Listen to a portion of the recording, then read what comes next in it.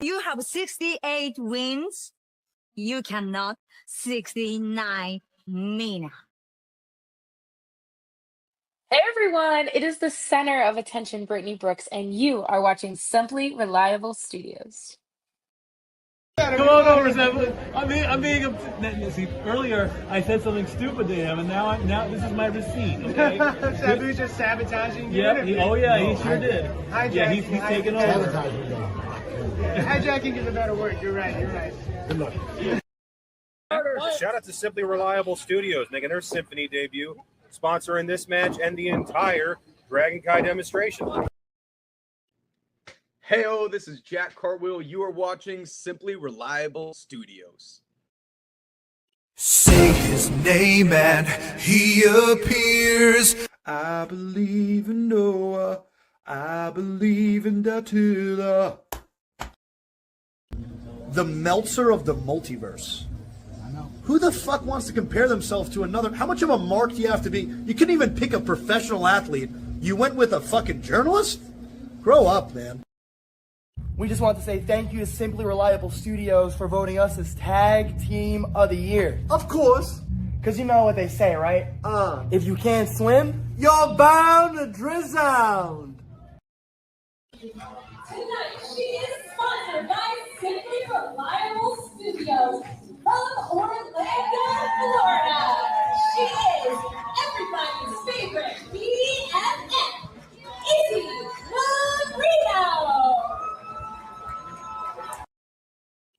What is going on, everybody, and welcome to the weekly moderated insanity known as the Shenanigans here across the Simply Reliable Studios brand of channels. It is I, your moderator extraordinaire, the Renegade of Wrestling, JJ Williams, back in the host seat, joined by the Island of Misfit Toys, the Simple Man Noah Foster. Hello everybody, and welcome back here once again to the Simply Reliable Studios. You know what this is? Perhaps some friends, but voice us for a great for All Things Professional Wrestling. Damn it. So without further ado, let's go ahead and bring in the rest of the panel. First and foremost, my partner in Love the Bed in AEW. We call the rest of the life and probably upset stomach mindset for some other stuff tonight. It is, of course, Mr. Reliable, Simply Reliable, in true original form, Walter Cruz. Ronda won in literally 17 fucking seconds. She tackled Gina. Gina fought a little bit. She turned to the side, got that armbar, and she tapped. Literally 17 seconds in the first round. Well, at least I know I can last longer than Gina Carano. We've got one half of the Canadian connection and a man who just got done doing some hockey coverage with the Stat Board. Nick is here. What is up, sir? Why were you guys talking about boobies for 45 minutes? Theme of the week, today's. She's yours, she's mine, she's our Canadian friend, Ash. That's actually elegant and not fake. Hello, Ash, how are you? Enough is enough. I've had it with these motherfucking AEW wrestlers winning my motherfucking New Japan title. Make sure you tune in every week because you never know who's going to drop in to join the Shenanigans. We do have the man who started it all. Jeff Meacham is with us. I'm impressed with what's going on at the JCW. I'm happy for Russo. I'm happy for Vito. I am a viewer, again, when I can get home and sit my ass down for a half hour, whatever it is, and enjoy that shit. Popping out before midnight virtually on this app. It is my cohort as fellow gamer and crazy wrestling watching aficionado, Charles Schultz, will also be joining me tonight in the fray as I welcome you into the Shenanigans once again at the end of this fine Saturday. I just want to keep seeing Mr. Guana show up every single time and just Polieska. I'm still agreeing with JJ. We still need that freaking multi-person puppet match. A puppet is not a competitor! Sex dolls are competitors if you go to the right company. Teleporting in via the morphing grid, our very own Pink Ranger is here. Hey, everybody. You know, I know the firing of Scott D'Amore is controversial, but I feel like he needed to go in order for TNA to grow. Don't get me wrong, we had some good stuff under Scott D'Amore, but the company was just stagnant. And look how much they've grown. If this is what it took for her to acknowledge some of my NXT talent, then I'm here for it. Because we know she doesn't work Tuesdays. So the fact that she watches Thursdays and is still getting exposed to my talent, like, hey, something happened, right? She told me the other night that Trick and A was some of the best stuff in TNA. Yeah, I actually really did like Chicken May. I was completely shocked and blown away to discover it was Chad Gable under that mask. I had no idea. I would have never guessed it. I never saw it coming. This was just mind-numbing. This was like the reveal that Juan Cena was John Cena. I never in a million years would have guessed that Chad Gable was going to have that. Is Tweet ever going to lose that title? Well, everyone can be a dickhead, but how strong of a dickhead are you is the real question. I have a pretty strong dick. I'll take your report. Good night, everybody. Hopefully no one else heard that. Cool. What is going on, everybody, and welcome once again to the weekly moderated insanity known as the Shenanigans. It is I, your moderator extraordinaire, the Renegade of Wrestling, JJ Williams, here to anchor things for this evening. We have a panel, a gaggle of fools, as the simple man Noah Foster would say, waiting to come into the studio. So let's go ahead and begin bringing them in, including and beginning with the simple man himself, my cohort and co-host in all the shenanigans. Damn it. How are we doing tonight, Noah? I'm tired, but I'm all right. Been a long day, but here as always with the shenanigans for the 2 hours before going to bed, before more important things that are ahead Sunday morning. So you know me. Further ado, let's get into it, JJ, but I'm doing all right. Sounds good. Sounds good. Usually we save this guy for last, but God damn it, we're going to give him his just due since he was the first person to actually pop in here tonight. The Nick Fury of the Simply Reliable Studios is here. The man who assembled the Avengers, Jeff motherfucking Meacham, is here. How are we doing tonight, Jeff? Been a while. You're muted, Meacham. Botch. Wouldn't be Jeff without a botch to start with. There we go. Thank you. I hadn't watched it open yet because I've been working every Saturday. I did not need to be reminded that Noah has a strong dick, so that's cool. Okay. I don't know what the fuck to do with this show going forward now. I'd like having Noah say it out loud was the best part. It's you get one moment of Noah Ferguson and you never hear the end of it from the late. No. So between that and like I said in the comments, may the Noah crash outs over Chad Gable forever live, because they will never be here again. Because now we know all along that he was El Grande Americano. Just so sad that we have to lose these crash outs because of AAA's tremendous booking. Let me just heap all the praise on Mark Calloway. But the greatest wrestling match for WWE of all time, right? Can you still can't fuck with that? And it's not just Meltzer saying it, Sports Illustrated saying it, Bleacher Report saying it, ESPN is saying it, NoDQ.com is saying it. Damn it. Oh, it's always good to come home. But I digress. Yes. There's still one more person at least. Two. Oh, two more more people. people. Else popped in. Okay. Two people. Yes. See if that's it. We've got to bring in the other gentleman who made up the commentary team today for Night of Champions. Yes. The man who shouted so loud, I think he ruptured my eardrum. Yes. When the unthinkable happened in the main event, and we will get to that in a little bit. But Mr. Reliable Walter Cruz is here. Yeah. Hello. What is going on, Walter? Nothing much. I my own ears are ringing. I didn't realize how loud I got. Yeah. Gotta be careful about what, though? I was telling Jay, like I said, we'll talk about it, but the moment before, I think, is what's so poignant, because you and I are both like, all right, here we go. We're resigned to our fate. I'm like, nope, groundbreaker. Just kidding. Yeah, it was something. I'm looking forward to talking more about it. And then last but not least, we've got to add a little bit of estrogen to the sausage party. A little long hot part, but all right. She's yours, she's mine, she's our Canadian friend. Ash. So Wow. drink out orange Mountain Dew. It's a theme song. I'm here for this shit. How much of these shows have I missed? Been a while, I Jeff. swear this was a Noah thing because he's the one that always used to be like, she's yours, she's mine, she's our Canadian friend, Ash. And then all of a sudden it morphed, pun intended, into her own little entrance theme. Like,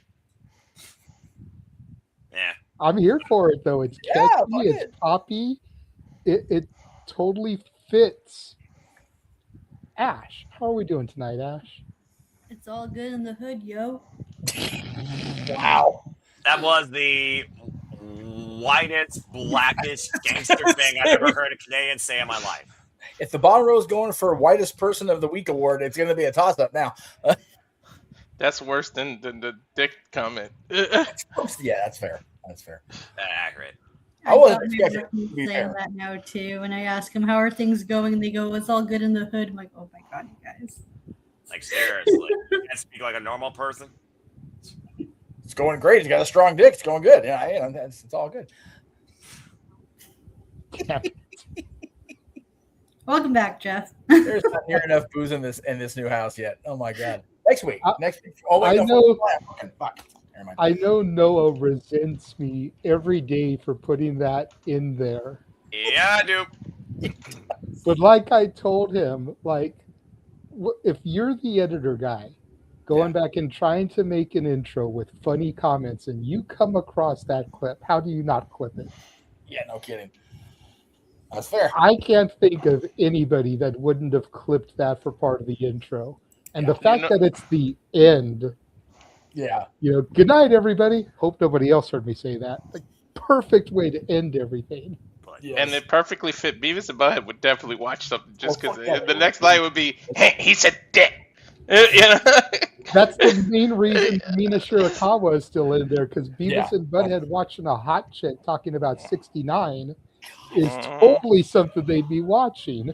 It is so funny how the opening has evolved since you've taken over the editing of the open, and just the fact that those two dipshits are still there watching us and watching the intros and the clips and everything is great. I love it. I mean, I look at it like this, and yes, it definitely, it sits with me a little bit because obviously I grew up on Beavis and Butthead. I don't know about the rest of you, Ash. I think you're a little too young to have really grown up on them. You might have seen them in, here and there, but I don't think my grew up dad on them. used to let me watch Beavis and Butthead with him sometimes. Do I remember it? No, because I was a very small child. So Yeah. So the way I look at it, it's like, okay, Beavis and Butthead, what are they known for? They're known for sitting back and watching music videos and channel hopping through the stuff that they think sucks. Yes. So the original concept was, let's have them channel hop through all the other promotions. Yep. And then when they get to the Shenanigans, they leave it there because they think it's cool. Yeah. They put the remote down. Okay, cool. Well, over time, and especially this year, since January, our stock has risen so much. Yeah. With promoters and talent and, some of the people we have had on the show and are going to have on the show, that we've got all these clips now of people shouting us out, like Bust in the Brain when they received their Tag Team of the Year award. We've got the sponsorships and the people talking about us on commentary or doing the ring announcement. We've got, the little promo videos from Cartwheel and Brittany shouting us out, like, okay, so let's have them channel hop through this. And they realize they're going through Simply Reliable Studios, like they keep hitting these different clips of us. Yeah. And then, bam, it hits the intro, and boom, we're off to the races. And again, the remote goes down because the entire intro plays. And now here we are. We're into it. And speaking of into it, popping into the green room just like he pops his head out of the manhole cover. Charles is now here joining us for the Shenanigans. Hello, everybody. Hi, Dr. Nick. See, I wondered someone was going to get that when I did that. Nice. So that's why Beavis and Butthead are still around, and then I found a video that had them like from behind watching a static screen. Yeah. So I used that and then put our clips over it. So you had the little bit of them changing the channel, then you had them shot from behind watching the clips. See? Yeah. Very creative, I love it. Like I said, I put a lot of hard work into it. Jeff had never seen the new introductions, and now he's seen it all. He'd seen the Beavis and Butthead portion because of the PLE today. Yeah. But he had never seen that whole entirety. Now you need to see the one for the interviews because, of course, I've got the clip from you and Heather Lynn with the Cowboys and everything in there. But that all being said, now that we've wasted about 15 minutes just talking about the introduction. Yes. How are we doing tonight, everybody? We've got a decent crowd coming into the chat room. We've got almost 60 people watching us already. It's probably not burnt out from earlier. Because this is the first Shenanigans that is going across Aaron Rift's personal YouTube and X account. Right, that's right. Night of Champions was the official kickoff of this, if you want to call it, partnership or collaboration. Yes. The couple interviews we had prior to that was like the soft opening. Yeah. Night of Champions, and then Forbidden Door tomorrow. That's hard grand opening, man. We've kicked the door off of everything now. Yes. So I'm sure a lot of those 60 plus people are watching on his accounts, which is cool. Hello and welcome to all of the new eyes on the Simply Reliable Studios and the Saturday Shenanigans. For those of y'all that have never tuned in before, essentially Saturday Shenanigans is a more R-rated, longer version of the No DQ review. That was fucking. If you're familiar with the No DQ review, where they talk about the big news stories of the week, that's essentially what Shenanigans is. But whereas the No DQ review gets wrapped up in a bow in a nice little hour 15 minutes, maybe hour and a half if Psycho Jet Black is there, super chatting like a mama, we tend to go 3 to 4 hours. Unless Noah's hosting, Noah usually can get the shit in about a nice 2.5 hours. But when I'm at the helm, we end up getting off the rails. We, go from wrestling to hockey to music to video games to it's insanity. Or as a pun here to steal Walter's gimmick that Jeff would be familiar with, it's a little midnight insanity. Yes, quite so. It's and whenever I happen to pop in where I'm available for, under 4 is not likely. Just saying. And to the point, Marshall here asking, when did we begin using the channel? This is the first time we've done Shenanigans on Aaron's channel. Yes, we are aware that Aaron's used to be the Cat Diaries. Unfortunately, Aaron lost both of his cats a couple years ago. I think it was now that Casey and Sassy both left this world. Aaron and I have been talking about having the watch-alongs go across his channel or No DQ channel for quite a while, and it just never really happened for a variety of reasons. But the gentleman in the top row made it happen, and I am again. You guys, when I'm not here, continue to lay the praise upon me, the founder of the feast. Call me the Nick Fury is a little much because I have both eyes working. I'm not a bad motherfucker like Samuel L. Jackson, but I'll take it. I'll take that title as the assembler of the Avengers. It is so cool to see Aaron's audience now watching you guys do your thing, and I haven't popped in watching me be part of it. It was really cool. It was cool knowing that a lot of the audience from Aaron's side was watching Night of Champions and watching the reactions that Walter and I had to pretty much the whole show. It was a great show today. So to answer your question, how we're doing, I am nostalgically and currently overwhelmed with gratitude with all things going on for you guys in the first half of this year.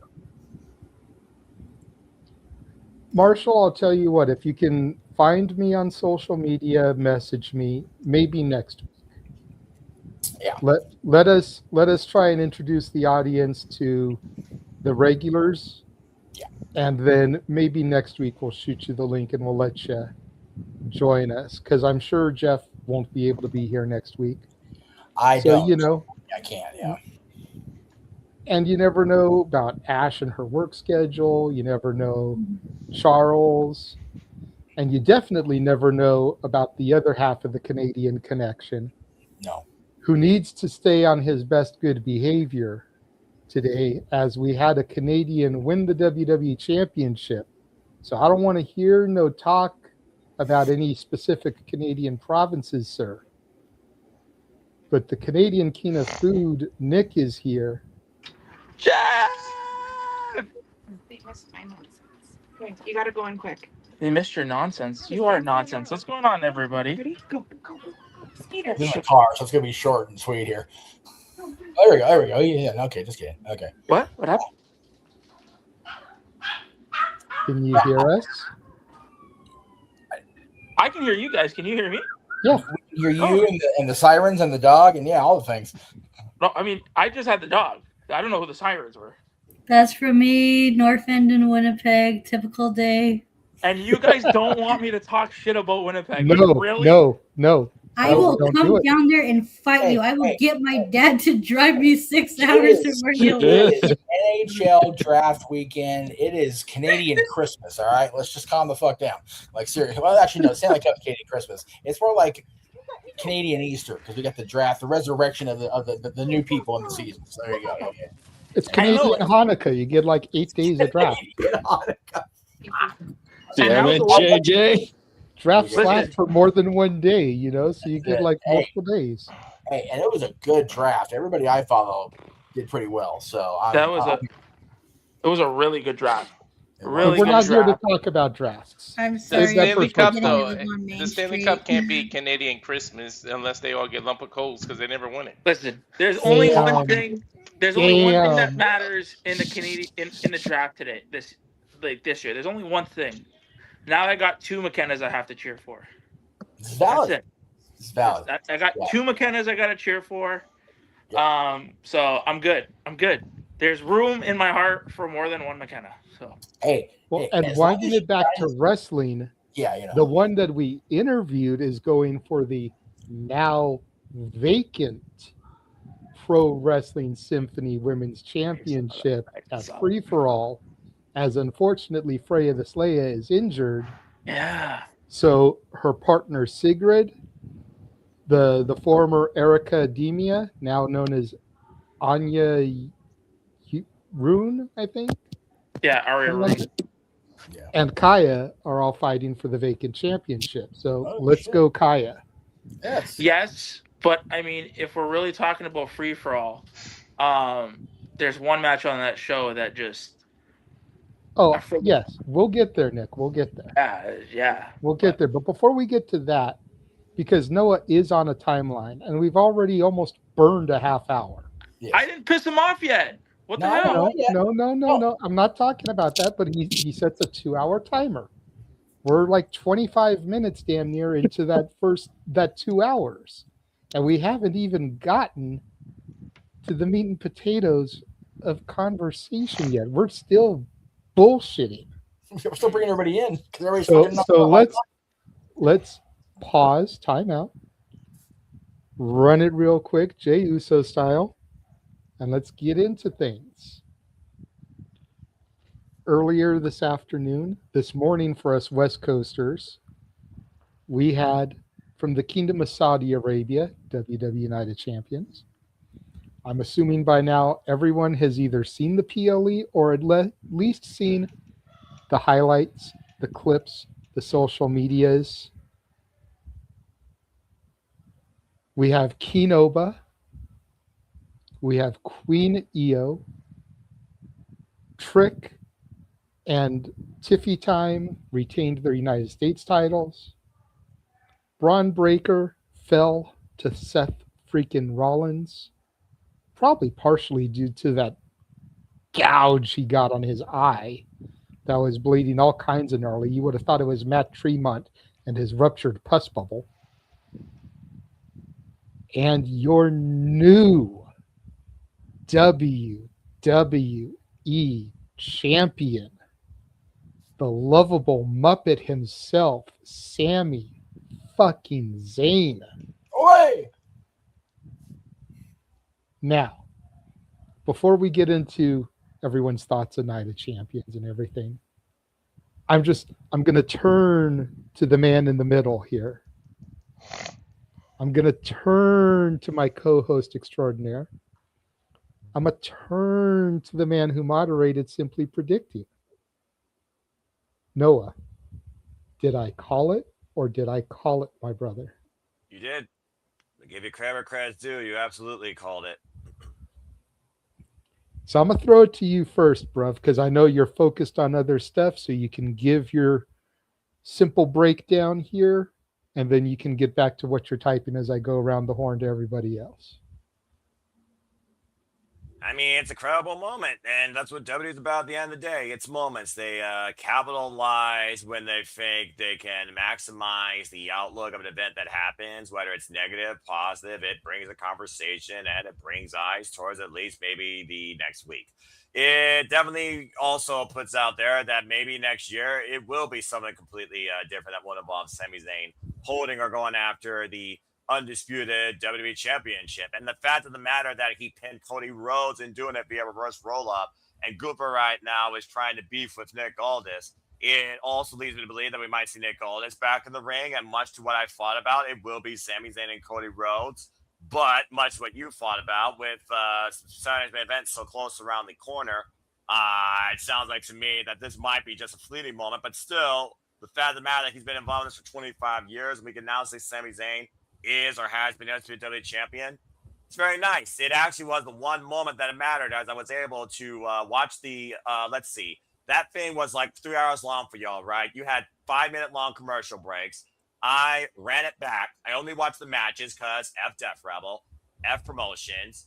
The advertisement breaks were only 1 minute long. And I watched all the matches in full and the entire thing in under 2 hours. So there you go. But yeah, it was definitely a jaw-dropping moment that WWE has not given me the likes of since I don't know when. I'm very happy for Sami Zayn, and I hope that they capitalize on this because he's more than deserving of it.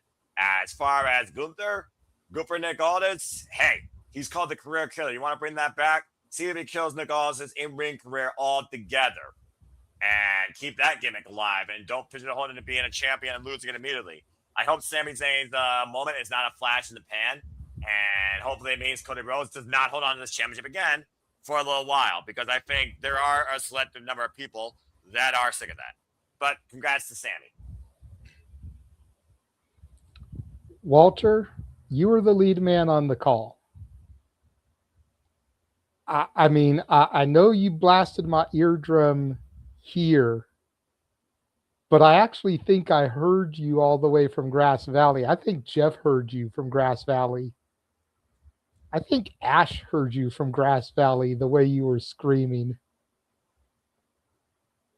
Take us back to that moment and you getting to call Sami Zayn doing the unthinkable, man.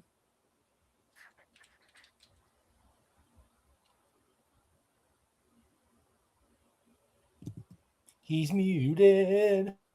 Botch. It means a lot because, like Jeff said, the moments before that, you get that double crossover, and I was like, here's the bullshit. Gunther's going to fall out of the ring, and it's going to leave Sami. And for him to reverse that and turn it into a simple roll-up or cradle, whatever you want to call it, victory roll, whatever that's really called. Reverse roll. And then get the three, like, yeah, I was loud as hell, and I'm so happy for him. Like they finally pulled it, and I was thinking it because I said the amount of times that they kept making Gunther say, "You never been champ, you never will be champ, you never." I was like, they're freaking teasing. He's gonna be champion. I just thought they were gonna wait and have him win the Rumble in Saudi and win it at WrestleMania. But the fact that they did it here, you know, we talk about overused chants that you deserve it is very overused. But god damn it, if it's not really meant right now. No one deserves it more than that man. I think me screaming, I think the only person that was probably louder, but he wasn't on video, so we get to see, was Kevin Owens. That man's got to be a proud brother, like crying for his brother, like that. Not literal brother, but his. You might as well call them brothers. And you guys followed his whole career, you know, from 20 years ago in a mask, thinking he would never make it. Then he finally makes the WWE, and then he goes through all these phases that he went through, from being the man and the bloodline and all that. He very well deserves it. There's great all-time greats that never got to do what he just did. Mr. Perfect never won the WWE title. Kennedy was hot when he was in the WWE, never won the WWE title. No. There are so many people. Owen Hart, literally his brother, best there was, best there is, best there ever will be. Owen deserved to be the champ. Matter of fact, when I did that top 10, he was my number one person that have never won the title. But there were so many greats, Hall of Famers, that just never got to get to that level. And Sammy is there. I don't care if it's for a flash in the pan. He said it after he won and he got interviewed. I don't care what happens tomorrow. I don't care what happens on Monday. My name is always in history. I can be called WWE champion. And it's true. You can never erase this moment. I don't care if somebody came in and cashed in right after, if they had the Money in the Bank and won, he still can say, I've been champion. And I'm so glad they did that. And he's from Canada, but he is Syrian descent, speaks Arab. So for him to do it over there in Saudi, among those people, I don't think a single eye was dry, and I don't think a single person was sitting down after that 3. 100%, you know, and we kind of said it during the Royal Prestige interview. You know, there may be people that have longer reigns than them.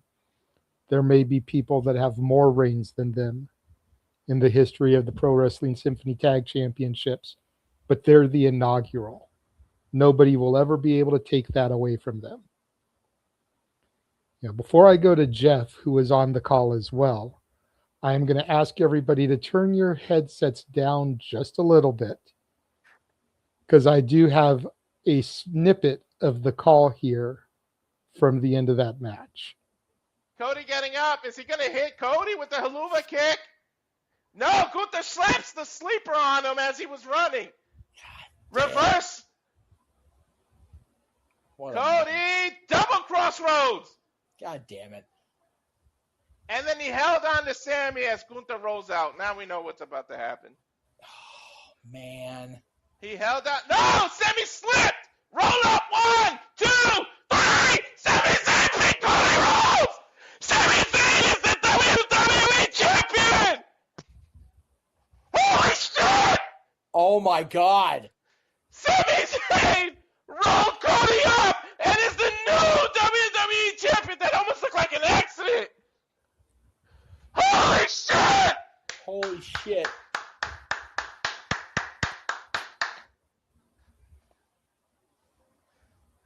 That's passion, damn it. Oh my The 10th time is the charm! I don't even think I was that loud when Lola won the NXT title. You were not. And that's his mamacita. Dude, I don't think the room was that loud when we realized Austin was going to wrestle. Like, oh shit, it's happening. But no. Look, I don't recall who was in the audience besides me, so forgive me, Jay. But I was there when El Generico won a major grudge match that also happened to be for the PWG World Title against Human Tornado. In this little bitty, little bullshit armory in the middle of Van Nuys, California. I was there at Steenwolf when he and Kevin went to war in a ladder match and he became the PWG champion again. And I still wow myself at the fact that I got to be there when the two of them became the WWE World Tag Team Champions in Los Angeles at WrestleMania in the main event. With the gorilla logo on their tights. With the gorilla logo on their shorts, which flies under the radar, except it was on commentary this time, so that was cool. I can't even now, however many hours it is since it happened, I can't find myself believing that Sami Zayn is the WWE champion. It just blows me away. We sat there since those PWG moments. Oh, he should have been the Ring of Honor World Champion. And he won the TV title and the tag titles, and that's fine. Oh man, he should have been a longer reigning NXT champion, or he should have upset John Cena. He should have. He finally fucking has. I talked about it on commentary. The whole thing, the audible. Oh, they should have called an audible to Montreal. No, he should not have beaten Roman Reigns, because Roman Reigns losing derails basically every part of the Bloodline story since then. You think about all the good Bloodline moments, and yeah, the Bloodline kind of is what it is now. But between that moment and the Raw Netflix premiere, that Bloodline story was fucking Oscar, Emmy-worthy cinema. Look at you, Emmys. Paul Heyman and I are going to die on that hill together, motherfuckers. Damn right. Just like you're going to die on the hill that Ted DiBiase should be acknowledged as WWF champion. Don't get me going. All don't right, do it. let's not do go it.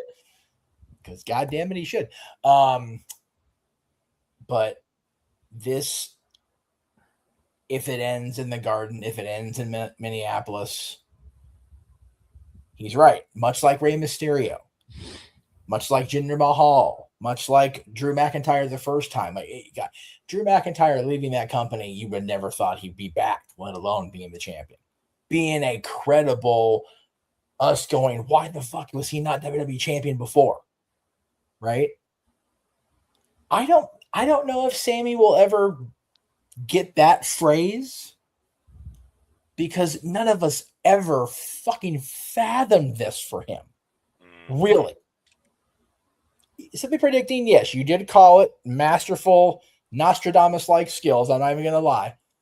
But I think even in your gut of gut, it never was like, okay, yeah, it's a great story, but is it really actually going to happen for Sammy?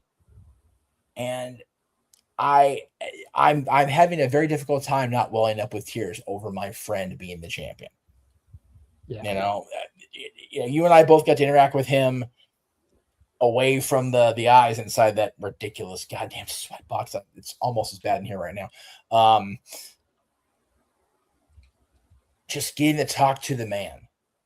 And here we are, over 20 years after those initial shows that we went to, attended at the same time, interacted with him at the same time. It's one of those moments that I'll sit back and I'll I don't want to do this anymore. I'm not the wrestling guy anymore. I'm not the podcast guy anymore. Shit like this is why I come back. Stuff like this is why I get caught up in it and realize that I will never, ever fully retire and go away from it, because I can't lose this kind of emotion and reaction from my life, knowingly, willfully giving it up. You know what I mean? I can't have that conversation with myself knowing that I'll miss stuff like today. Right. So fucking proud of him. So glad for him. So bummed for Kevin that he couldn't be there in person. And he even said that himself in his post on social. But man, it's so cool. And even if it does end in the Garden, like I said, or at SummerSlam in Minnesota, then at least it's a month-ish. And Sami Zayn in 2026, if you go back and talk to you or I or El Generico. The limited angle she had in 2006, I grant you. Ole. Ole, that's it. You know, if you asked him if he'd be WWE champion, he'd say, "See."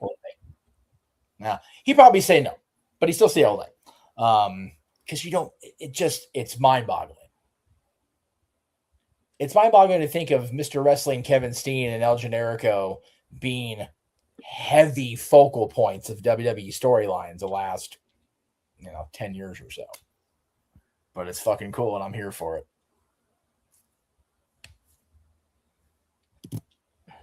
Charles? I still try to recover from that because I will admit, I was probably going to have this reaction or expect this somewhat reaction if this were to happen next year at Mania. I just wasn't thinking it was going to happen today until that 3 count happened. Which, consider I had the coverage, but watch while I'm playing, which is my ear was also still rattled by Walter loud. Now I know how JJ felt, even more. Loved it. I would say I want Sammy to hold that belt until he's past SummerSlam. As long as he drops it to someone else that's not Cody Rhodes.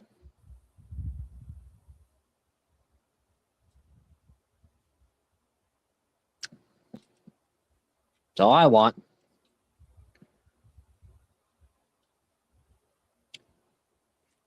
Whew. Go to someone else now. Ash?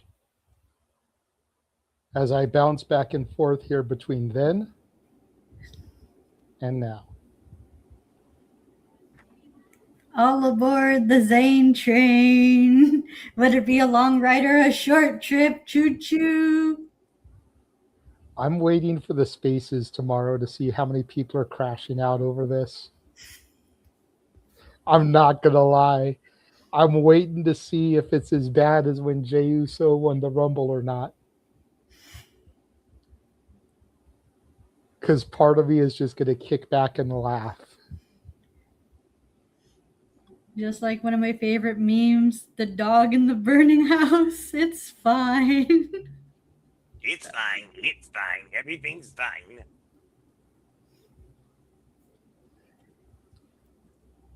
Is that all you got to say? Is all aboard the Zane train? Yes. Nice and simple. Nick? Yes. Sami Zayn. Yes, it's your turn, buddy. Talk about it. Happy for him. Good that he finally won it. I mean, I wish he kind of won it at WrestleMania. But I mean, he won it in front of his people. That's great. Well, let's not forget, next year is Saudi Mania.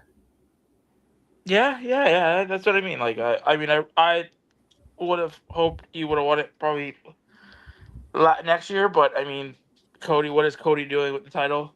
But I mean, I'm gonna call it a spade a spade. Creative in wrestling as a whole has been largely not good. So I mean, great for the win. What are they doing with him next? What feuds do they have planned for him? And where is this championship reign going? Because if it's literally just going to be until SummerSlam, then it's a waste, right? So hopefully they do something with him, and hopefully they put creative behind him, because obviously they didn't do it with Cody in this run. So see what happens. Well, to that point, and I said this on Simply Predicting, I said this during the commentary, so what if he does only hold it until SummerSlam? I think it'll do more for his character, because now, and I keep comparing it to a crackhead, he's like a fiend. He's had that first fix, and it didn't last long, and he wants to get it back. He was already kind of teetering towards some heelish tactics calling himself the last real good guy, but kind of being a little bit heelish, like Sammy was losing his shit. I think a short reign would be exactly what it takes to make Sammy lose his shit. Then you get focused Sammy. So that when history repeats itself at Saudi Mania next year, now you got a long run.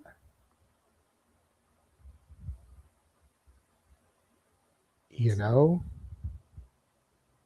I think a short reign wouldn't kill them.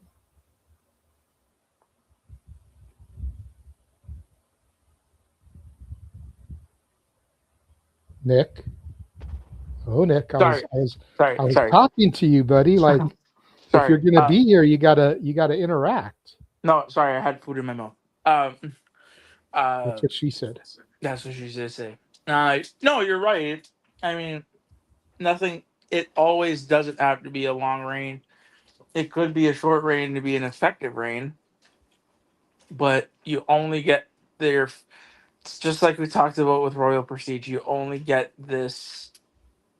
You only get your first once, right? So, I just hope that they make this first count, right? That's all I mean. That's all I'm hoping for. Like they make it count. Because really, like again, wrestling in 2026 with, across both companies. For me, at least, I feel like there hasn't really been anything that is truly interesting. For me, at least. So, well, yeah, like I said, hopefully they do right by him, and they make this first title reign a memorable title reign. Okay, fair enough. I saw Jeff's hand, and I know Charles had his hand up as well. Go ahead, Jeff. In 2026, Nick, what does that mean for you? And I say that because, I mentioned Rey Mysterio being on the list of WWE champions. He was champion for a couple hours. I mentioned, you talk about Kane. The character of Kane maybe didn't need the WWE championship or the World Heavyweight Championship. He did hold both, but he was only WWE champion for a little less than 24 hours. What does meaningful, what does Sammy's reign as champion being worthy or worthwhile mean to you in June, July of 2026? What does that look like for you as a fan? I would say, based on the company that he is in, telling proper stories and fleshing it out and being part of a grandiose storyline, I would say, right? Okay. Like, again, we always say, WWE and AEW, they're two different companies. One is more story centric, the other one is more wrestling centric. Yes. And in 2026, has WWE been telling these off the wall fire storylines like Bloodline, like the Bloodline was back so many years ago? I would say no. Yeah. Right. So I mean, I would want 2026. Based on that company, I'd want there to be proper story. Give us, proper feuds and builds. Tell that story, right? And Okay. have it lead to something grander, I guess. Right. If he was in AEW, let's just say, and Sammy won the AEW World Championship, I would say, give me good story, yes, but also give me top quality in ring work. Okay. Tell the story in the ring. Let the ring and the match be the story, rather than in WWE's case, telling that story outside of the ring, and then, yeah. I just asked because I was doom scrolling as I was trying to figure out what I wanted to say next, and I read my post from the day after Backlash, and talking about having not watched that show, but seeing the commentary and the discourse about that show and about Fairway to Hell, and it felt like to me that people didn't manage their expectations of things going into both of those shows. And the online criticism, which is what it is, came off resulting from that. So I love that you said based on the company he's in.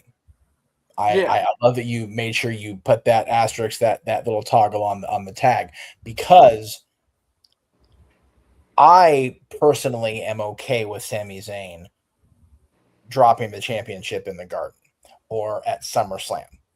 I'm also not okay with it being going right back to Cody Rhodes. I think we, as much as I adore Cody and his brother and will forever love his family, and I have personal deep-rooted bias, I give not a fuck who likes it or not. We need a break from Cody being the guy.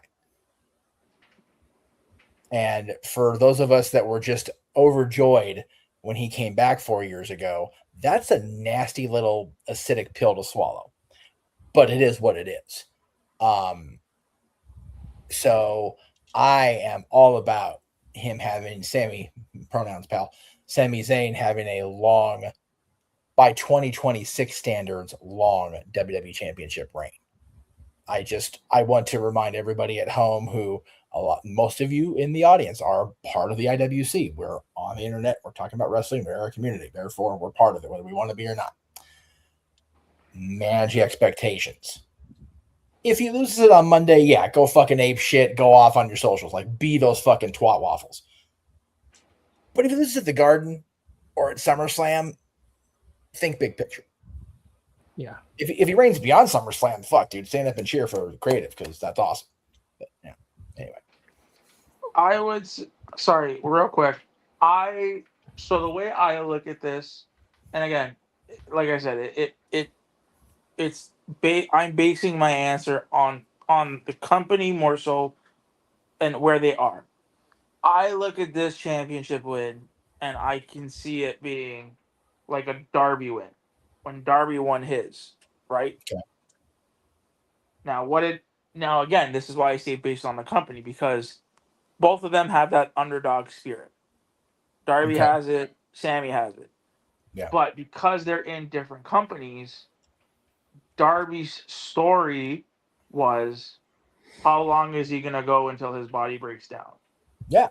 Well, eventually we saw that, and in that story, it was at Double or Nothing. It wasn't that, like, we saw that.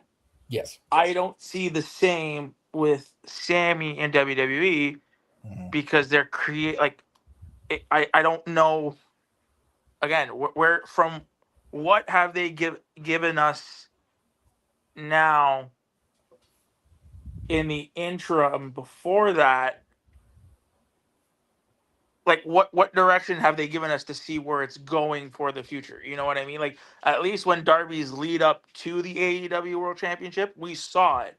We said, okay, you know what I mean? Am I explaining it right? Like I saw it as soon as, and Noah can probably attest to it and probably knows more.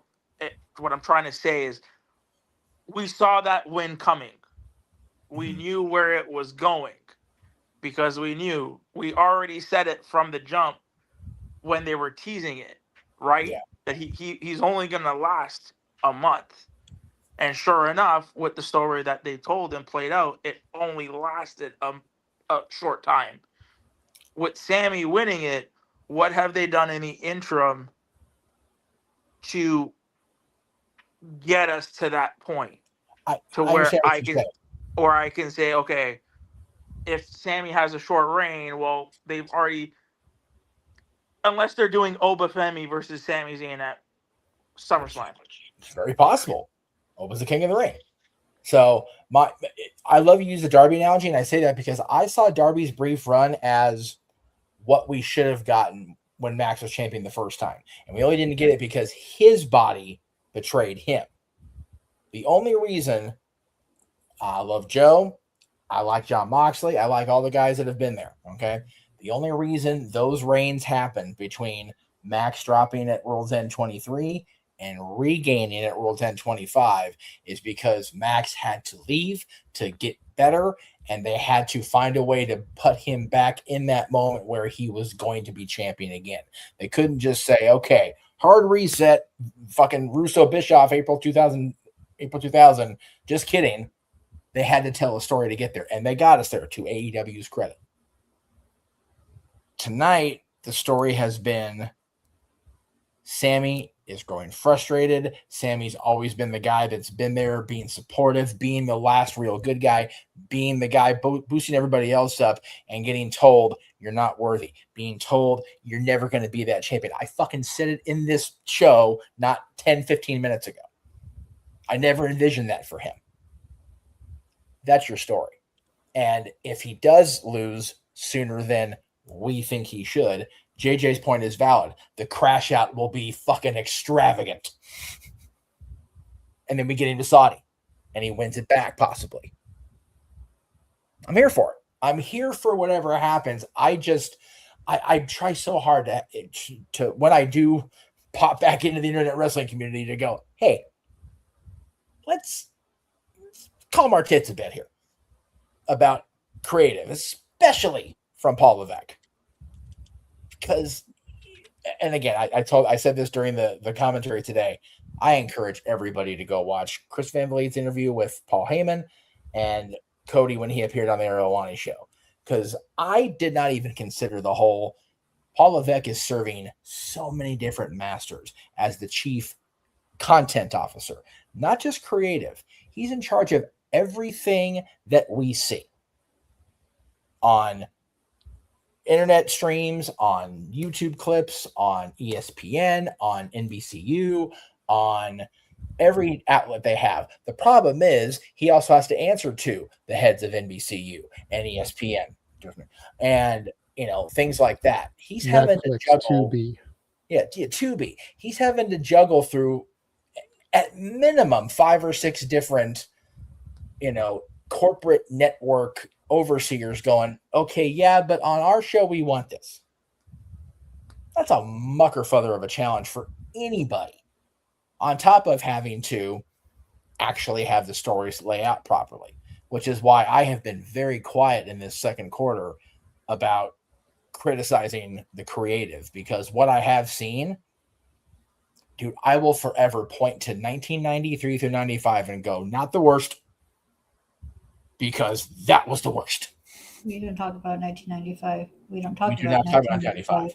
We don't talk about The that. less you talk about it, the better off you are. Yeah, I still see your hand, Charles. I haven't forgotten. I know, Charles. I'm sorry. I'll even say after Nitro, both shows were still pretty shitty.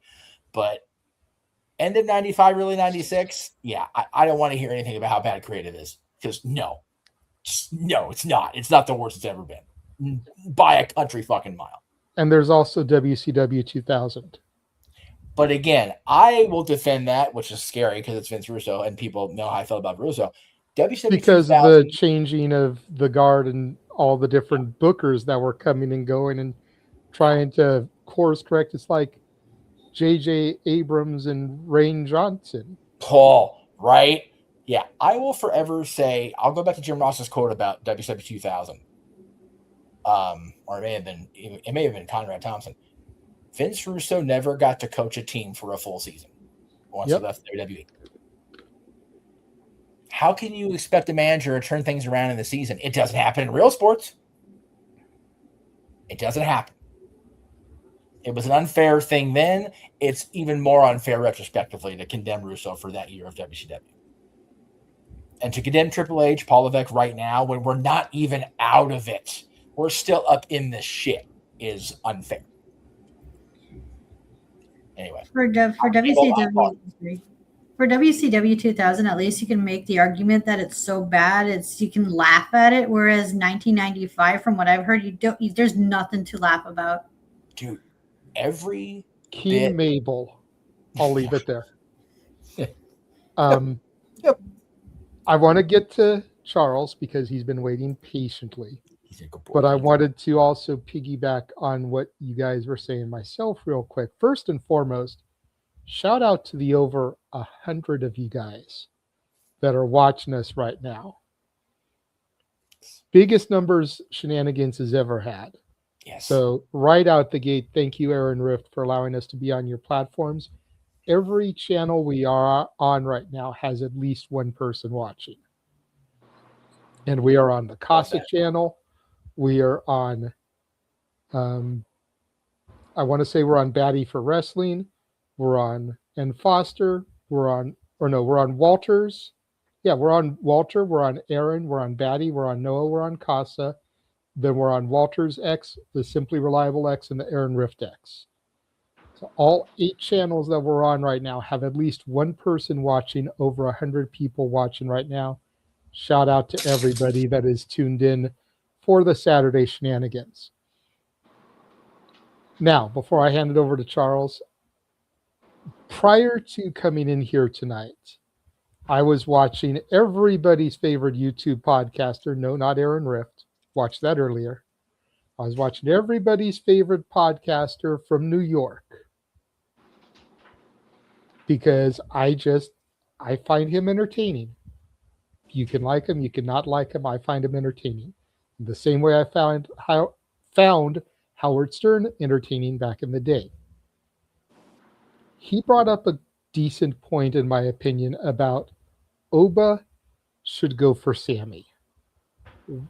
Why would you go after somebody that you might or might not be able to beat just to create a challenge for yourself? No. Go after somebody you can easily destroy to get your first title.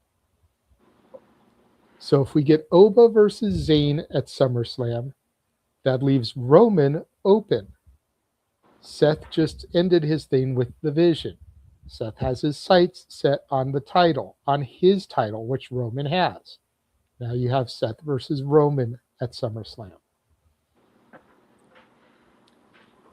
I feel like that just writes itself. Then Oba beats Sammy. We all feel King Oba is going to ascend to his throne at SummerSlam. Sammy begins the next chapter of his story. I think he makes a good point. I think the booking logic there makes sense. Charles, you have been patient as fuck.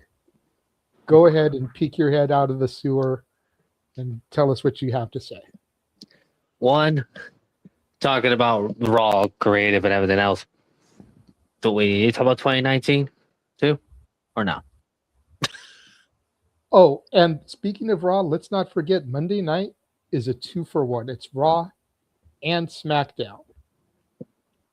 Because the weekend is 4th of July weekend. So they're not going to do SmackDown live because of 4th of July weekend. They're going to do both shows on Monday. Can SmackDown. That way everybody can go home for the holiday weekend. Report back to Chicago, Illinois, July 6th for Raw. So let's keep that in mind. That I didn't think on that until you mentioned that. And the second point I was going to say, yeah, if Sammy were to lose the title at SummerSlam, it should be to Oba. Because at that point, everything that JJ just said makes sense. But then the question I would have to ask, considering it's now Gunther's dealing with Nick Aldis now, what the hell do you do with Brock Lesnar at SummerSlam now?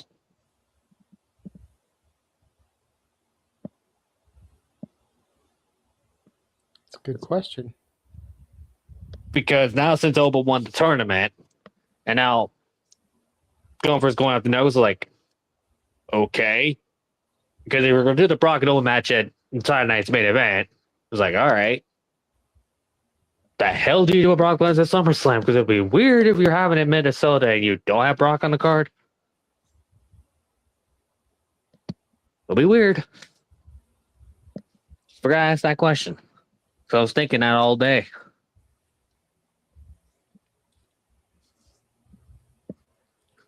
Possibility. That's all. Interesting point. Valid. All right. Before we move on, does anybody else have anything they want to say about anything else as far as Night of Champions goes? Because we went around the horn, pretty much just talked about Sammy. Does anybody have anything they want to say about either the King or Queen winners? I feel like the Braun, Seth, and the 2 U.S. title matches are kind of,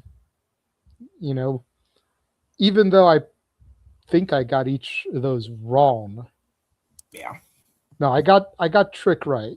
I picked Trick to retain, but I picked Braun over Seth, and I picked Jade over Tiffy. That was 2 of my 3 losses there. Yeah. And I picked Livy to be Livy 2 belts instead of EO. So I went 50-50 for the day. Yeah, But does anybody have anything they want to say specifically about the King and Queen of the Ring winners?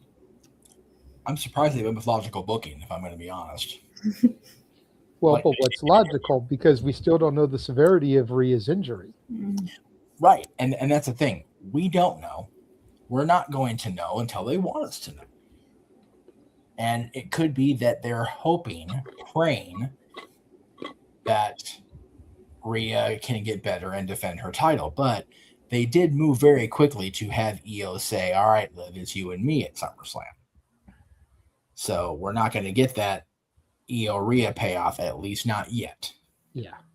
Which, again, absence makes the heart grow fonder. Will so do ill-timed injuries and bullshit creative. It is what it is. By the way, I mean, if Rhea is injured, we could do Tony Khan's favorite thing and set up a tournament to kick off on the Raw in Chicago and lead up until SummerSlam to crown a new champion.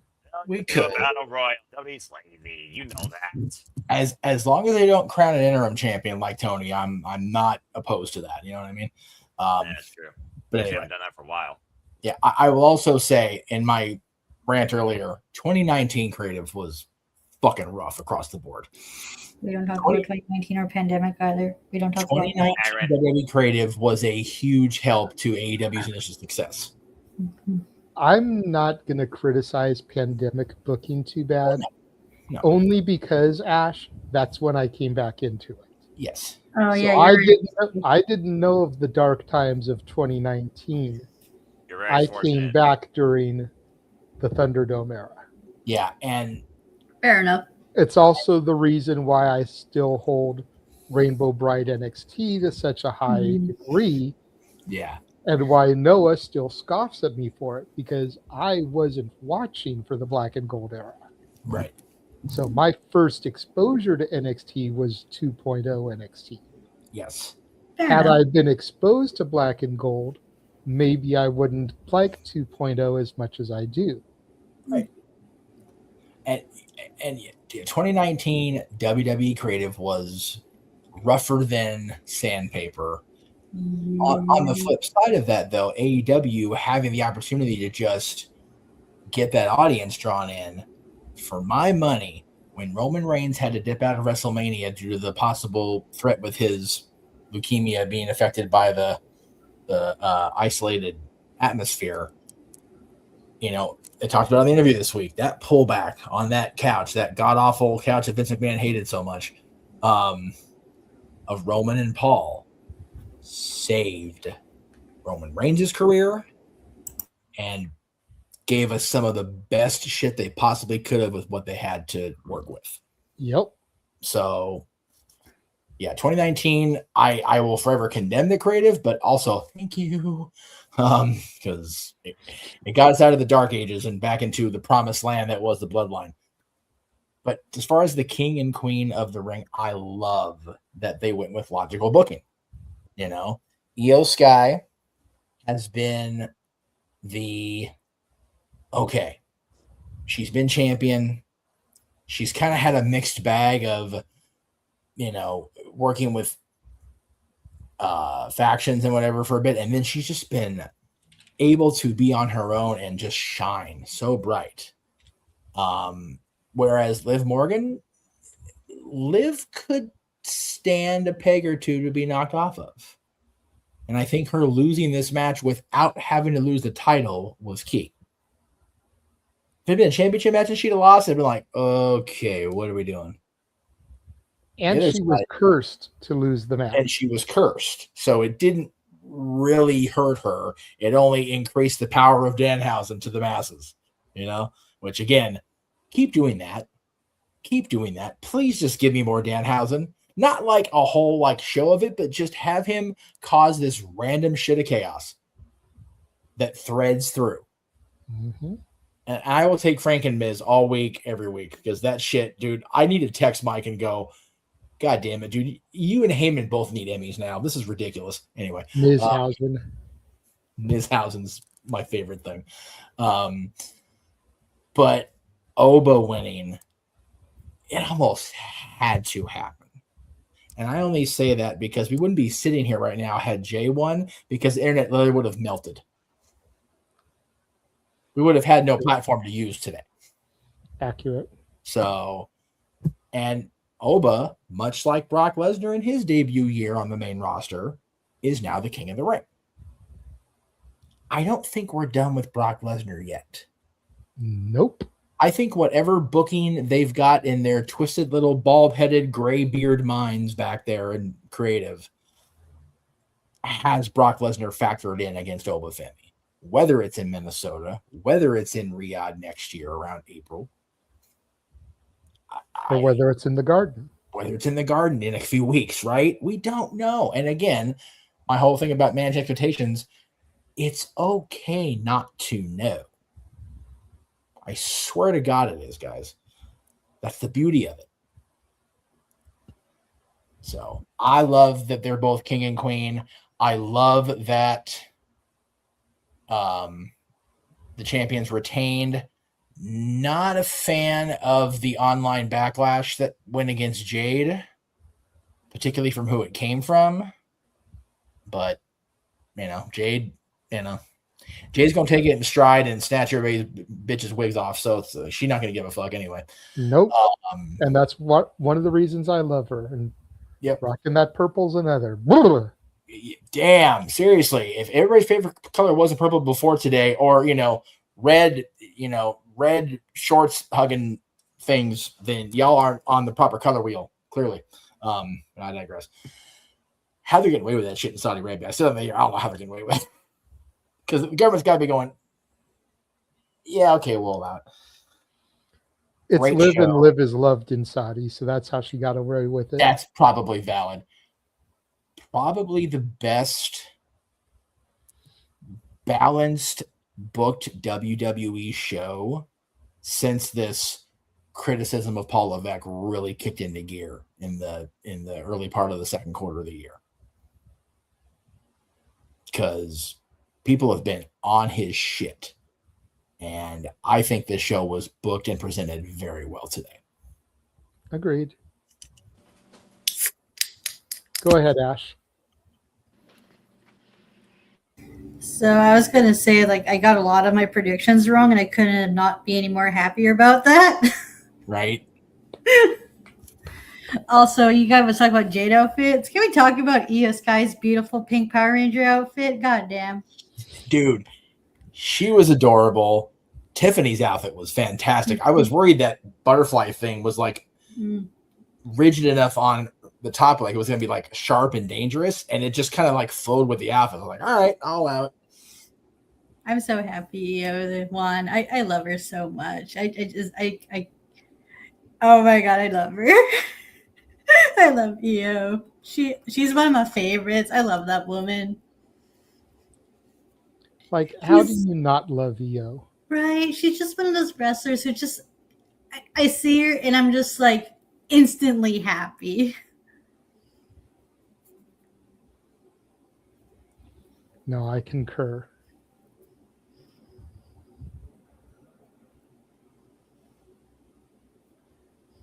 So, yeah, congrats to Oba winning, which is freaking cool. Io winning's awesome. Both champions retaining. Looking forward to who their next opponents are. And let's see where Sami Zayn's title run goes. Dude, Little Yachty being way too involved. I am curious where it goes now. Like, he got actively cane swinging involved today. Like, curious. I'm not going to say it because I do not want to put that BS in the ether. No, say it. I'm curious. What if, like, so what if you get Trick Williams versus Lil Yachty for the title? No, I don't think that'll happen. Exactly Here you my go, point. Ash. Since you love Liv and her pink outfit so much, get a load of this. Aw, yay! love Io and Danhausen! EO Oh my Hausen. god. Hey, look, guys, it's my two personalities. Very, very pink, very evil.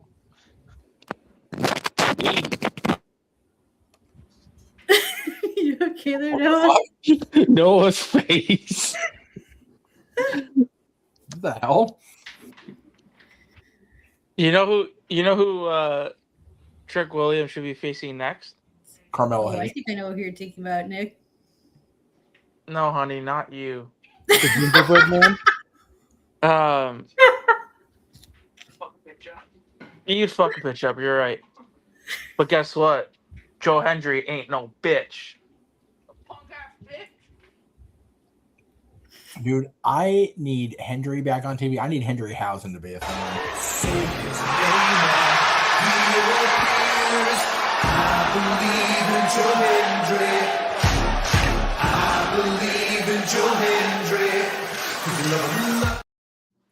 But no. Or be cursed. He is back on TV. He showed up on SmackDown. Oh no, he went to the phone. Last 10 minutes. He showed up on SmackDown and helped make sure that what the hell did he do? Make sure the title was You mean Raw? The tag title. Yeah, Raw. He showed up and made sure the Profits won the tag titles. You know, it just took 10 minutes off of his time. Which means we've got about 33 to go.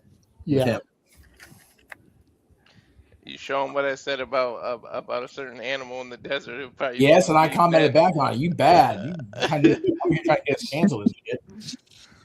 All right. So since Night of Champions is pretty much done, going to take a second, roll a commercial, come back, and we'll discuss the next big show, because I know there's some stuff to talk about regarding Forbidden Door.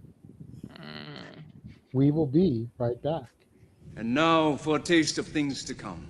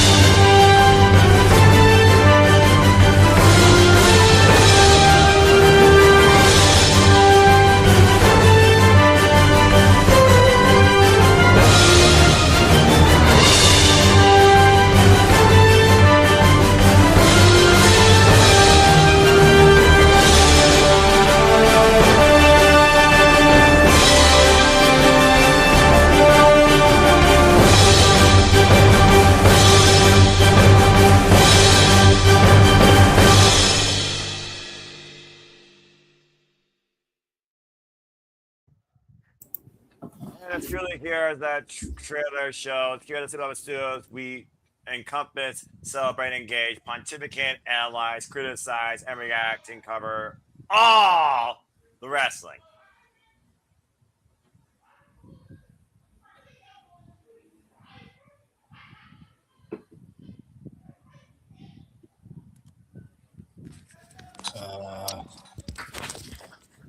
must be figuring out stuff in the background. There we go.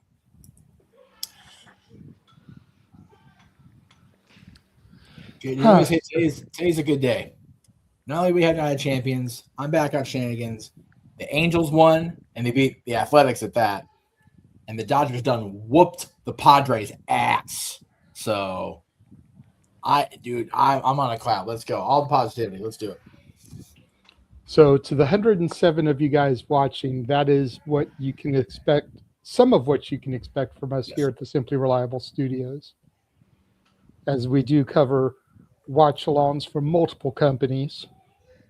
Yes. Not all of those will be on the Aaron Rift channels. So if you're interested in some of the smaller independent wrestling companies, GCW, House of Glory, Jersey Championship Wrestling, Pro Wrestling Symphony, Focus Pro Wrestling, even international stuff, AAA, New Japan, Stardom. We've got the G1 Climax coming up in a couple of weeks. Going to be doing the kickoff of that.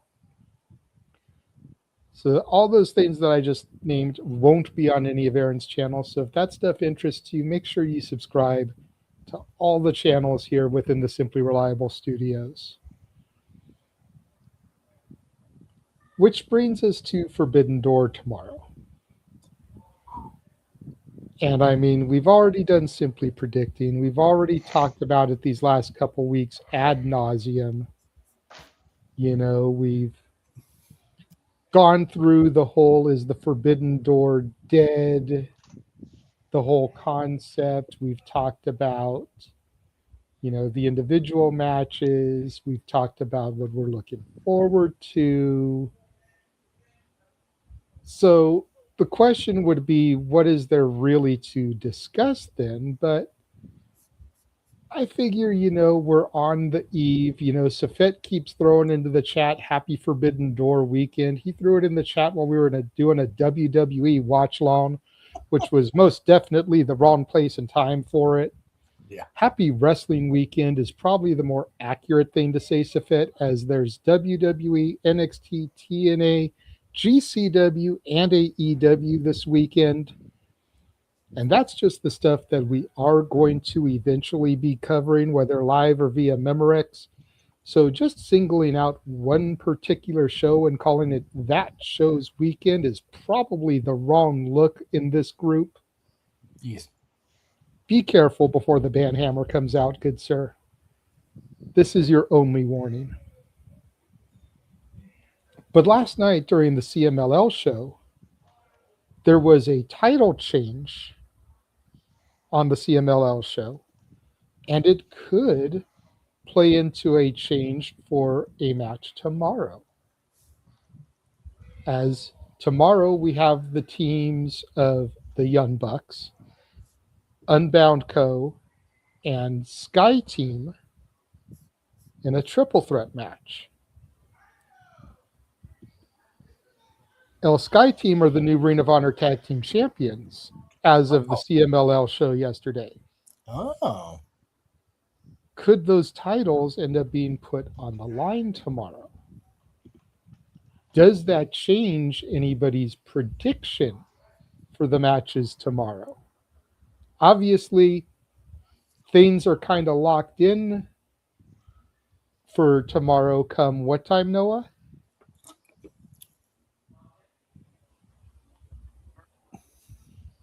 They're finalized at 7 p.m. Eastern Standard Time, and on the East Coast, that is literally today. Yeah. And as of right now, we don't know if any changes have been made to that match. So it's the type of thing where if the change is made last minute, you ain't got time to change your picks. Yeah. So I'm bringing this to the forefront now because if anybody wants to potentially change their picks because they think the titles might get put on the line, you've only got a few hours to make that decision. But on the main reason I want to come to Forbidden Door is this. On the heels of WWE basically booking the right way in a lot of fans' eyes with Kinoba instead of Kinus, Queen Io instead of Queen Liv, and giving everybody's favorite Muppet the WWE Championship, what is good? What is it going to take from AEW to take away the chatter from WWE? Because Sami Zayn finally doing it, to steal a phrase from 1996, the boyhood dream of Sami Zayn has now come true. I think it's going to take something major from Tony Khan and AEW to take the talk point away from that.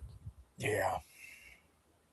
What do you think it'll take? And I'll throw mine out there first, and then I'll go to Noah next, just because I know his time is limited, and then we'll kind of bounce around from Noah. We won't go in the same exact order, but I think the only thing they could do that would be equal, probably still a little bit lesser than, but on the same level, is Maya World winning the Owen. Yeah. And beating Mercedes Moné. Yeah. That's the only thing I could think of that they could really do that would take some of that talking power away. Because Mercedes Moné is Roman Reigns. You do not bet against Mercedes in a big match situation. No. But she's lost every title belt except for the Owen belt. And if her downfall is truly to be complete, I feel she needs to lose that Owen belt. I did pick Maya World in Simply Predicting, just like I picked Sammy in Simply Predicting. Yes. Will I go for 2 for 2? Will I go 1 for 1? Jury's still out. We'll find out in a few hours. Noah, what do you think AEW could do?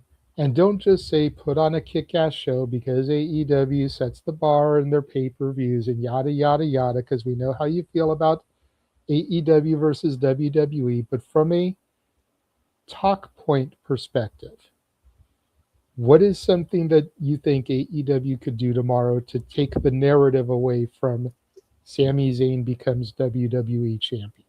I don't give a damn about the talk. I'm introverted, but I'll go ahead and feed into your conversation because you got 15 minutes left with me. Pretty much Maya World is the one biggest thing I think that you could definitely do there, where you have a huge angle with Will Ospreay that affects the entire narrative going all in, yet you still somehow involve him.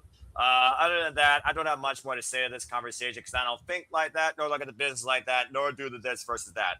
I watch what I enjoy, and I'm a different type of fan and always will be. So as far as your point goes, you basically hit the nail on the head. The Cinderella story. You capitalize on it or you fail on it. Otherwise, it's just going to be fed talk that I'm not going to be part of, or I'm just going to humor. But I don't got much more to say besides that. Honestly, right now, I'm just ready to see how this Road to Forbidden Door begins and who is right now looking towards redemption or an ascension or revenge or something else in between. Nonetheless, either way, I'm looking forward to tomorrow evening, regardless. See, and we love you having that perspective, Noah. But sometimes, bruv, it also grinds my gears, because here I try to set up like this gorgeous lob of a topic, and you're like, I don't give a fuck.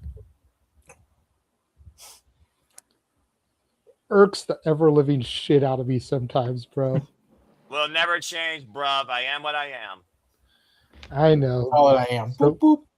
So from that, we're going to go to the other Mr. AEW, sitting there with his hand on his forehead like, Jesus Christ, JJ, what the fuck are you doing to me? What? No. Hi, Nick. No. Why would I be sitting like that? I should have my hand on my head. You're trying to think of things that you can say about Winnipeg, Manitoba without getting in trouble. I know you. No, I'm not.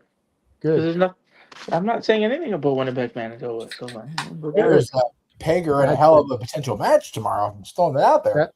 That's a good boy, Nick. Now, yeah. What do you think that Tony Khan and AEW could do tomorrow to steal the talking narrative from WWE and Sami Zayn becomes WWE champion. Announce Full Gear in Winnipeg, Manitoba. No, I'm kidding. I wish. Look, bro, What they're they not giving Canada like 3 pay-per-views. That ain't happening. No. If anything, Winnipeg would be getting World's End because that's the one pay-per-view not many people give a shit about. Let's be real here. Which is unfortunate, but And I mean, when you go to Winnipeg, it is World's End. Anyways, so Nicholas, On there. He's not wrong. He's not wrong. I'm not wrong. What the hey, fuck? I'm sitting here trying to defend you, Ash. Don't play. Although into you it. shouldn't be saying it, but still, you're Right, not right, wrong. I was gonna say let Ash say it. At least then she's making fun of her own province. Yeah, but we're neighbor provinces. I'm allowed to. You get so, one. What? You said you get one, and that was your only one. I'm not gonna say anything else. Anyways, Good boy. Oh, stop it, you. What could AEW do to take away the talking point? Because they're the last show of the weekend. Slammiversary will be over. Great American Bash starts an hour early, so it'll be over. Because we know Tony Khan's got his 6.5-hour pay-per-views. Yeah, I think, and there's a couple things, but I do kind of agree with Noah in the sense of, WWE is about its moments. While granted it was a great moment, that's all that's all it really was, right? This pay-per-view, we know Tony does pay-per-views better than anybody, or PLEs, whatever you want to say. So I do think the event as a whole might take some steam out. But I do think, while you guys said it would be Maya World and Mercedes, I'm actually going to go with the result in the Will Ospreay match. For the reason being is because we're all expecting that this was Will's tournament to lose, right? Everybody has pegged him as the winner. Everybody has said he needs to win this tournament. He needs to main event All In. He needs to win the World Championship this year. Well, how would it look if he doesn't win the Owen? What are the ramifications coming out of Forbidden Door if he does not win the Owen? So I think the bigger talking point, again, I don't think it's going to be one thing. I think it'll be more than one thing. But at the same time, I do think that if Will doesn't win, that's a pretty significant talking point, because it's then like, what do they have planned? Where are they going with all of this? Right? It's fair. I just look at it in that way, because again, I think we see,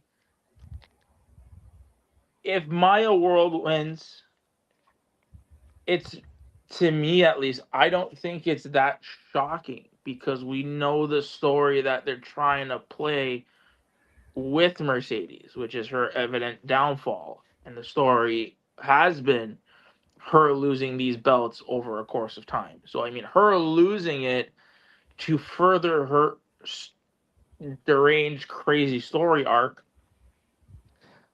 while yes, it would be an upset, I don't think it would be so much of a talking point, because, again, with the story that they're trying to play, it is in line. Will not winning the Owen and trying to find a different way into the main event of All In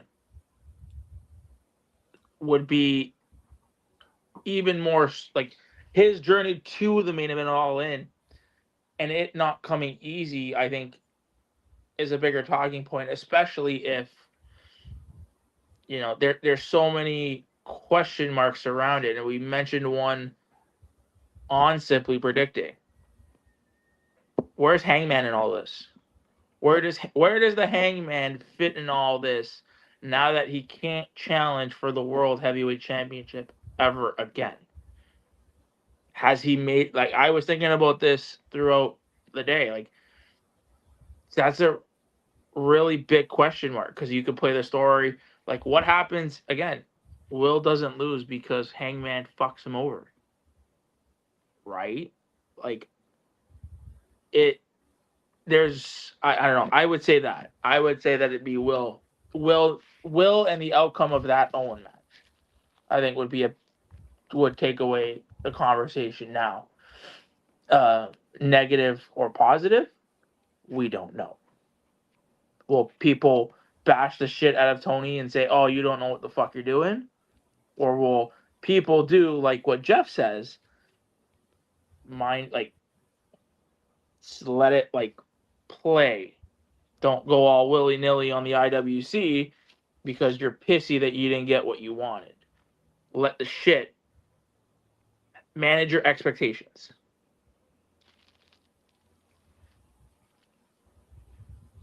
Okay. Short, sweet, and to the point there from Nick. Our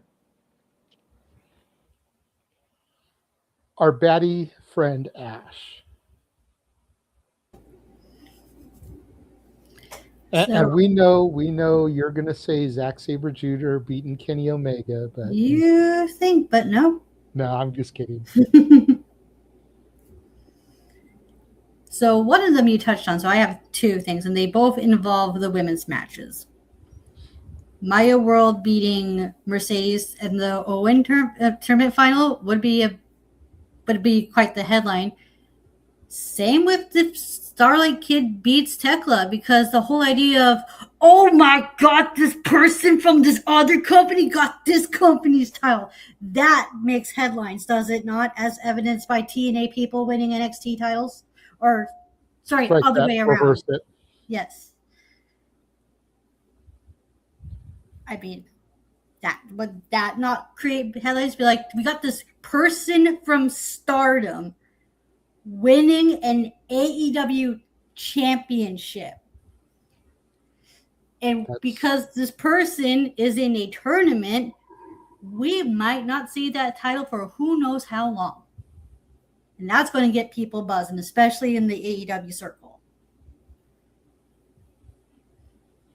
It's fair. That's a pretty good shout, Ash. Not going to lie. Jeff? Oh, okay. We'll go to Charles next, then we'll work our way across.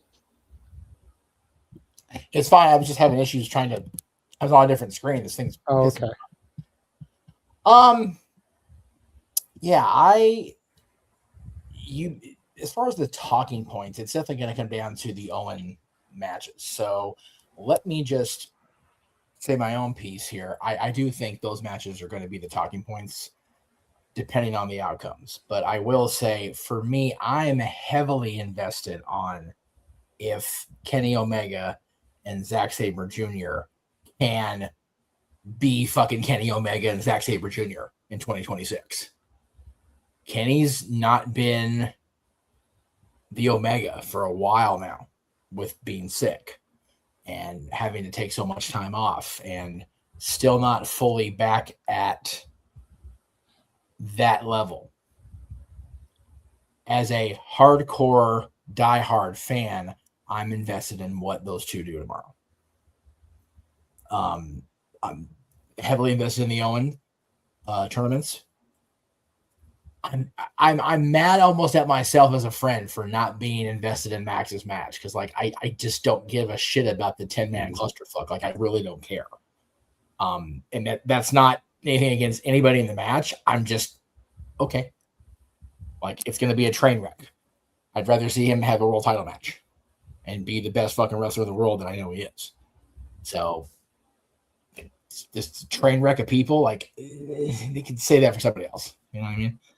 And the fact that him and Okada's first time in the ring together is as partners in a train wreck match pisses me off. Like it legitimately makes me upset. So with that, the fact that we're not getting the best wrestler on the planet and one of the greatest of all time on opposite sides, or even some sort of less crazy match, I'm looking forward to the wrestling of Swerve and Ospreay, of Omega and Zack Sabre Jr., of the women's final, of all of the other matches. They're going to put on a great wrestling show. That's what AEW does. The talking points are going to be if Mercedes loses, if Will doesn't win. As a fan, I want to see Kenny Omega go out there and go, I am still fucking Kenny Omega. That's what I want to see tomorrow. That'll be my talking point Monday morning. Is if Kenny Omega can go out there and prove that he's still fucking Kenny Omega against Zack Sabre Jr., who has become an even better Zack Sabre Jr. with each passing year. That dude could wrestle my ass and carry me to a Meltzer popper. Okay? He's amazing. Wow, that's really high praise.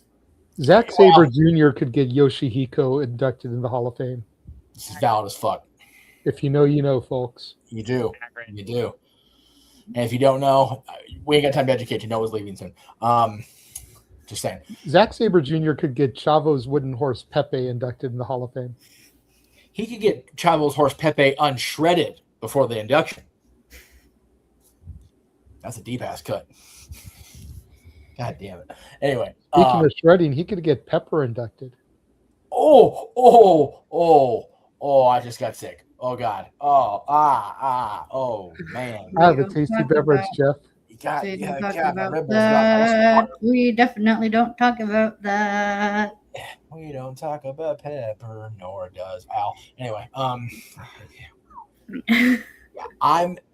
the talking points are going to be what they're going to be. So for me, other than those, I am fucking here for Kenny Omega and Zack Sabre Jr.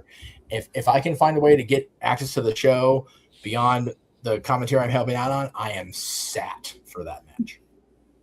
I know it's seated. I don't give a fuck. I'm not the hip cool kid. I will be flat on my ass in a chair. Fair enough. Charles, we'll go to you next, and then we'll let Walter bring it home. Gotta leave it to me, huh? Love it. Okay. The talking points is definitely, to Jeff's point, it is the finals of the Owen tournament matches. Because I would be very going, what on earth are they going to do now if Will Ospreay does not win the men's tournament? Because, like, at that point, like, oh, they're going to do a multi-person match at freaking all in, or redemption. Some has a redemption. But outside of that, that's the only two talking points I could think of. I agree with for the weekend. Whatever happens in those matches. And that's why I cannot wait for the Kenny and Zack Sabre Jr. match. Just because it's going to be probably, it's going to be the most bashed insanity, no pun intended, when I say that. Actually, no, that was pun intended because Ash was right here next to me. I was about to say. So there you go. That was pun intended for you. But outside that, yeah. I guess that's all I'm going to say on the matter. Move on to Walter now. Go ahead, Walter. If I'm being honest, I don't think they need that one moment. You don't have to try to compete with WWE. Just do what you do best because you put on the best pay-per-views. Just go out and do what you got to do. Saying that, because the biggest thing that they could do is physically impossible because all these people still have 90 days. But if those 90 days was up and you debut like a New Day or you debut, then boom, you might overlap Sammy because you're going to be talking about, holy shit, these people are elite now. But you can't do that because the 90 days ain't up. So just go out there and the only thing I think of, honestly, if you really want to do some crazy, if Will won the tournament and instead of waiting to All In, you call the same night and you make MJF defend it on this same night, the night instead of being part of that 6-man, and then you have Will Ospreay beat MJF for the title. That'll be the only thing that like that might get more views than Sammy's win. But I don't think as a company you need to compare it. Just go do what you do because they know how to put on pay-per-views. I'm looking forward to the whole card. I think Ospreay is gonna win. It's kind of like obvious, and I don't think Tony's gonna pull the rug from that momentum because otherwise, what's the story gonna be? Like, does he snap and go after the Death Riders? I don't think you want to do that. Maybe the holy crap, I didn't see that coming is having Bandito beat John Moxley. Maybe that, but I don't think you need to compare and necessarily have to try to overtalk them or have a bigger talking point. Because if you do it right and you do it as the whole pay-per-view, people will talk about your AEW loyalists are going to talk about this pay-per-view. The WWE loyalists are going to talk about Sami Zayn. So either way, it is what it is. Go ahead, Nick. I see you have your hand up. I just kind of going off of what Walter said. I pitched it on Simply Predicting. You know, you could have a scenario where it's just, you know, and I think I have to go back and watch the promo from Collision. But if I'm paraphrasing it correctly, John was talking about Will having to pull the trigger. Well, what if Will can't pull the trigger? Because that's not him. And you can take that story and take it to redemption, and it could be, can Will pull the trigger? And the only way he'd have to pull the trigger, and it would kind of bring everything back together, is if he pulled the trigger on John. And then you have John saying, you are ready. Because you had to do what you had to do. And then from Redemption to All In, you have Will trying to find his way into the main event. He has to do these hurdles. You know? You can really... I've always said it. And we, you know, again, trying to bring them, and I'm not trying to bring them up, but we talked on the Royal Prestige interview. When you get your first, that's the most memorable. When you get your first. This will be, if Will wins it at All In, this will be his first world championship in AEW. Right? You have to make it as memorable as you possibly can. Just like Bryan Danielson's was memorable as shit when he won it at All In. You know? So, having, and you know, I'm not trying to compare the two, but how many people have complained and bitched and moaned that Cody Rhodes had to finish his story and there was no adversity in it? How many times you heard that? Where was the adversity? Where was what trials and tribulations did he have to go through to get his his WWE championship? Getting the Right. shit kicked out of him by the final boss outside his bus in the rain. But you know, you had that section of fans, is what I'm trying to say, who wanted a little bit more adversity, who wanted them to tell us, like, put more roadblocks in his way. Well, this is the same thing. Don't just hand it to Will. Give us, I've said it repeatedly, I want Tony in 2026 to have fun with his booking. Well, this could be something fun. Give us a storyline. Don't just hand it to Will, because then it's not going to, yeah, he's going to win it, but you just hand it to him on a silver platter. Let the guy work for it. You know Will can. He talks about, you know, being the hardest worker in the company. He always, whenever he has to, he always in promos, you know, I have to fly there and back so many times. He always talks about how much he has to sacrifice. Dude, in his promo in Houston, where he's like, I banged my missus and then I flew all the way to Houston because she knows I love this shit. You know what I mean? You've told us how much and how dire this championship means to you. Give us some obstacles in the way, and what bigger obstacle is there than him losing the Owen and trying to find his way into the main event of All In?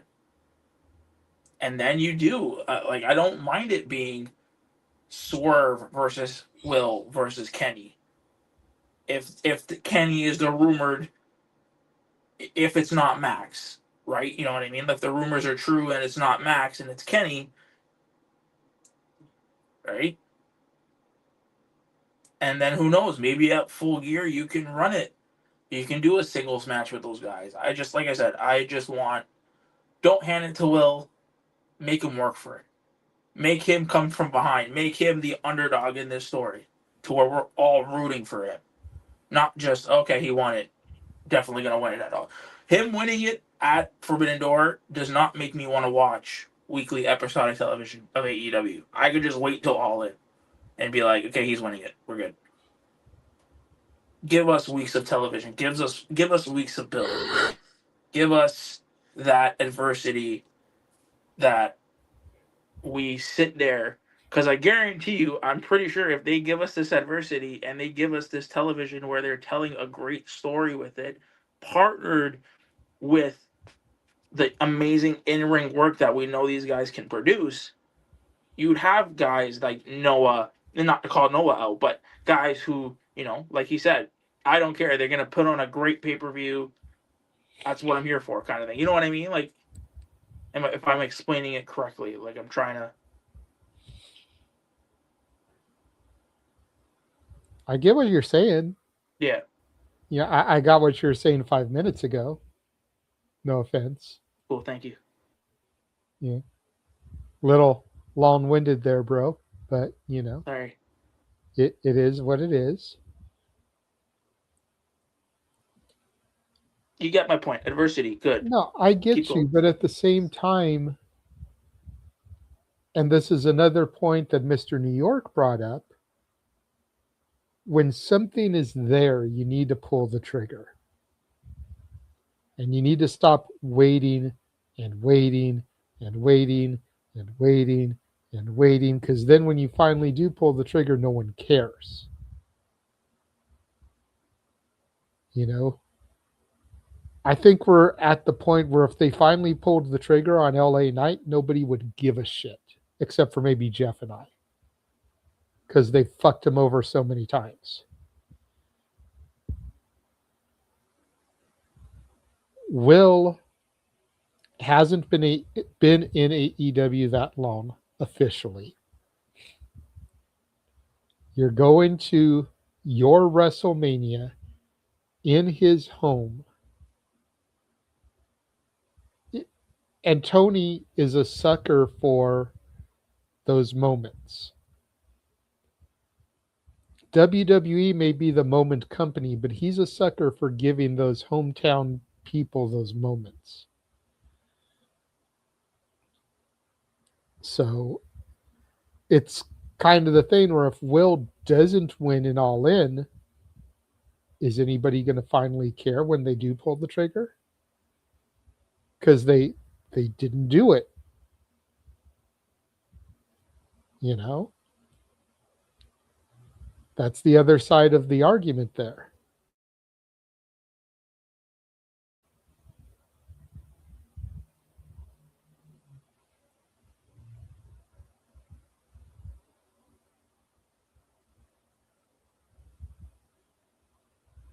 Well, if your phone's about to die, Nick, why don't you go onto your laptop? Just saying. Oh, good grief. People just don't friggin' prepare. Right? Again, you look at both sides of the wrestling community. There's those that are like, man, Striker, shut up. That's what's happening. Just enjoy the ride and see what happens. Hopefully they don't F it up. And then there's the other half that want to see something as cinematic as reality television. I am definitely of the sooner, and all I know is what Walter said. My brother, Yes, let's freaking go. Let's just go into this show and have a freaking good time and go from there. You look like you were going to say something, Jeff. Well, I honestly forgot just something about the Nick and the phone thing, but it was more of a haha. And once I didn't get it out right away, it went away. Oh. He's okay.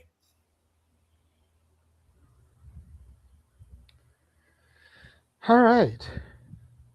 Well, that's pretty much everything I was going to talk about tonight. Walter did send me a cool little talking point in private message. So since it's so early, I will do it like this. If y'all are down for one more talking point, we'll run the trailer and come back and do one more talking point.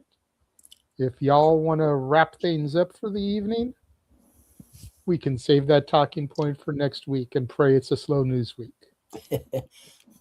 Well, I wanted to talk about the 50th anniversary or something if we can get to it, but we can definitely do that real quick, especially considering the fact that you and I were there for it. Right. But if there's a specific topic that Walter sent you, I'm down to go.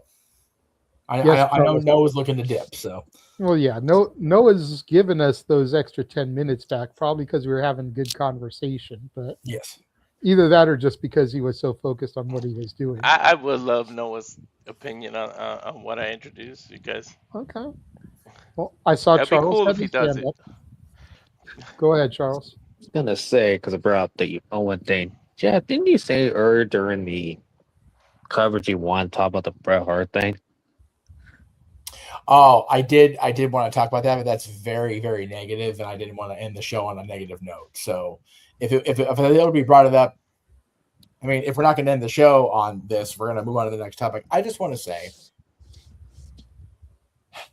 I was just befuddled at Bret going out there on whatever interview he did. I don't even know how recent it was, calling Martha out for her bitterness toward the business, bitterness toward the fans, bitterness toward, everything has to do with wrestling. And I'm going, dude, how much pottier do you want to get, Kettle?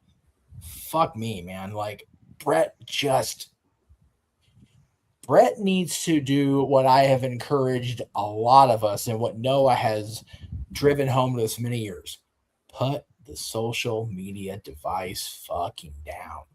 Just for a day and just not engage in it. I want so bad, and there's some Canadians in this room and in the green room, and I'm going to be nice. He should be remembered as one of the greatest all-around performers of all time. But every single fucking time we see him post Hall of Fame induction in 2006 just makes my brain bleed. And it shouldn't have to be that way. He and I are simpatico. We don't like the Bill Goldberg. But instead, I'm just angry at him for just shitting on everything else every single time he opens his mouth. The fact that any company is being allowed to preserve and honor the legacy of his brother, just shut the front door and enjoy it, dude. And I get it. There can be nothing that fills that hole in your quote unquote heart. Ha ha ha. It's a pun. It's his name. About everything that has happened in your career and your life since that fateful day in 1997. But you can choose to be above it or better than it and not engage in only the negative side of things. Engage in the fact that your niece is still the most prolific female performer in WWE history, still setting records and still ensuring the future of the business with her and TJ and what they're doing in Tampa. Mm-hmm. I will forever praise Bret, praise Owen, and Jim and Davey and that family for what they did in the ring. I will further push Natty and TJ for the ability to preserve the future of the business and not and not giving into what could be a very easy temptation to just say, fuck it. Tomorrow, Owen will be honored by whoever wins the women's tournament, whoever wins the men's tournament. I would love to think that Brett can just be okay with that and not focus on this eternal battle between him and Martha, or between him and the industry, or between Martha and the industry. Tomorrow's going to be a beautiful show. It's going to be a fun show. It's going to be a great pay-per-view. AEW delivers. I'm not setting myself up for failure saying that. AEW is going to deliver. It's fucking AEW on paper. But I'd like to hope that Brett will just one day get over it. I hope for that for him. I really do. I'm very hard on him a lot on social when he posts, and I don't tweet a lot anymore because I can't help my fucking self. But when I have a platform like it's like, you know what? I want to say something, and if it gets me heat with my friend Natty, I'll make it right. But it just chaps my ass sometimes. Just does. Anyway. All right. Sorry. So now that Jeff has had his therapy session, we'll run our trailer, come back, and we'll discuss this Walter introduced topic. We will be right back. And now for a taste of things to come.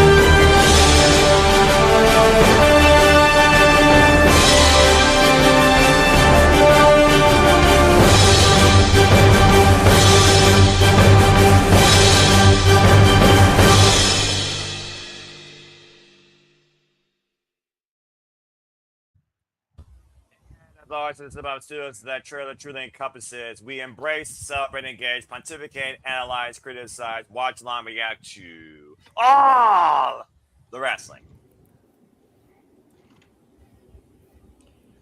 There we go. And again, to the 114 of y'all that are tuned in right now,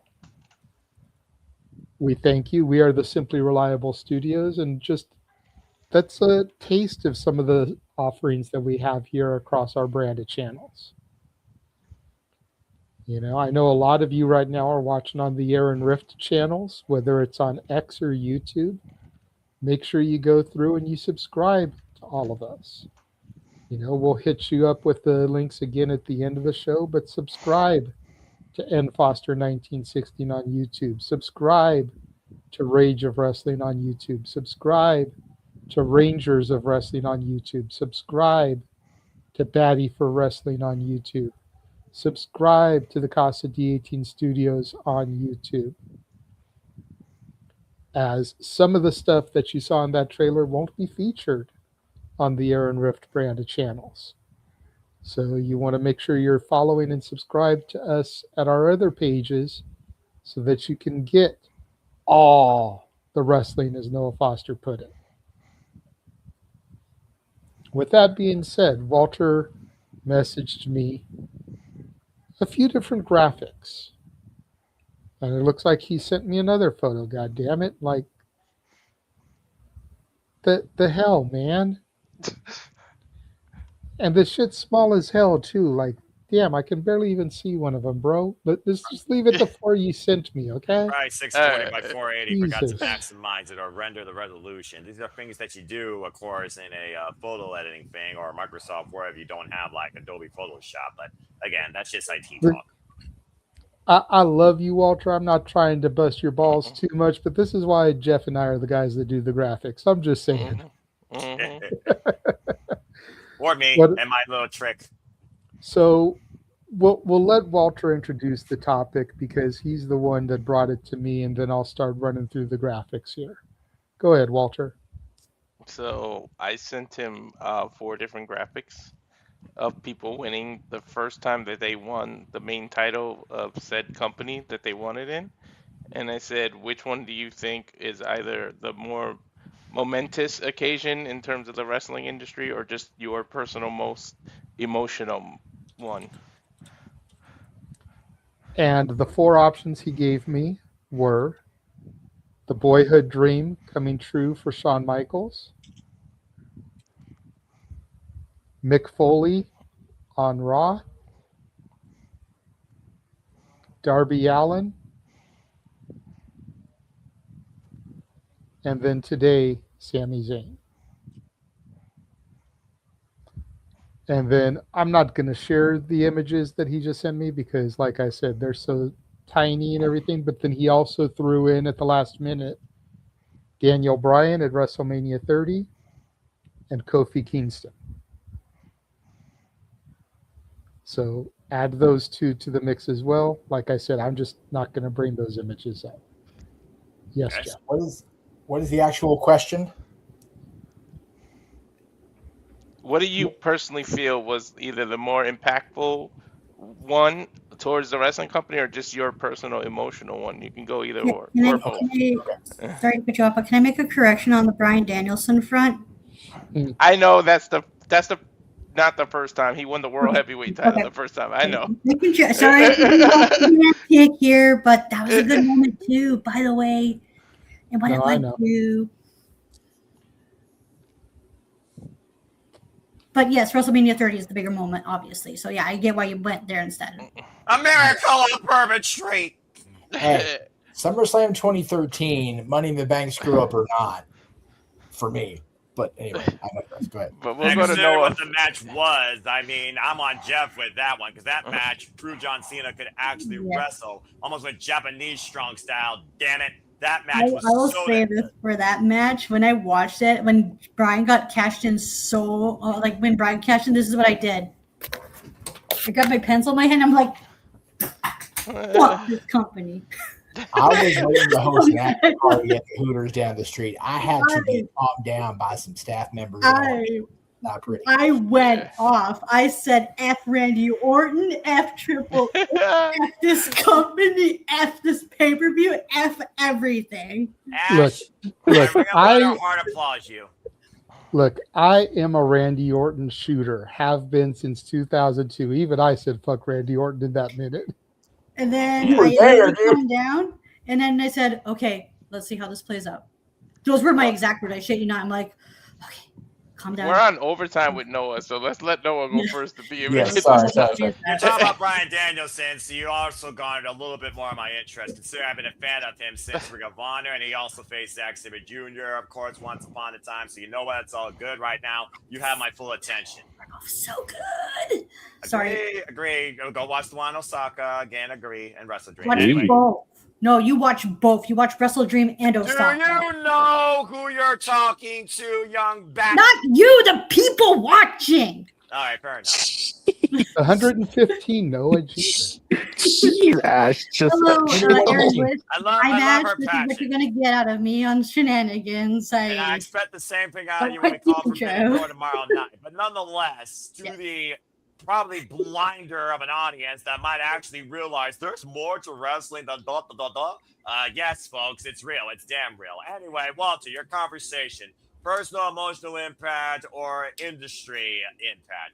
Let's see. The Boyhood dream has come true. I mean, again, there's a reason why Shawn Michaels is garnered one of my all-time favorite professional wrestlers / entertainers of all time in this business. Whenever people talk to me about wrestling, the First name I bring forward is the Heartbreak Kid, Shawn Michaels, Mr. WrestleMania Pyramid, still should win at 25, and I will die on that mountain. Double period. But yeah, Mick Foley, before I knew the whole thing about 83 weeks, the war, it felt interesting. But did I think that it was something major overall?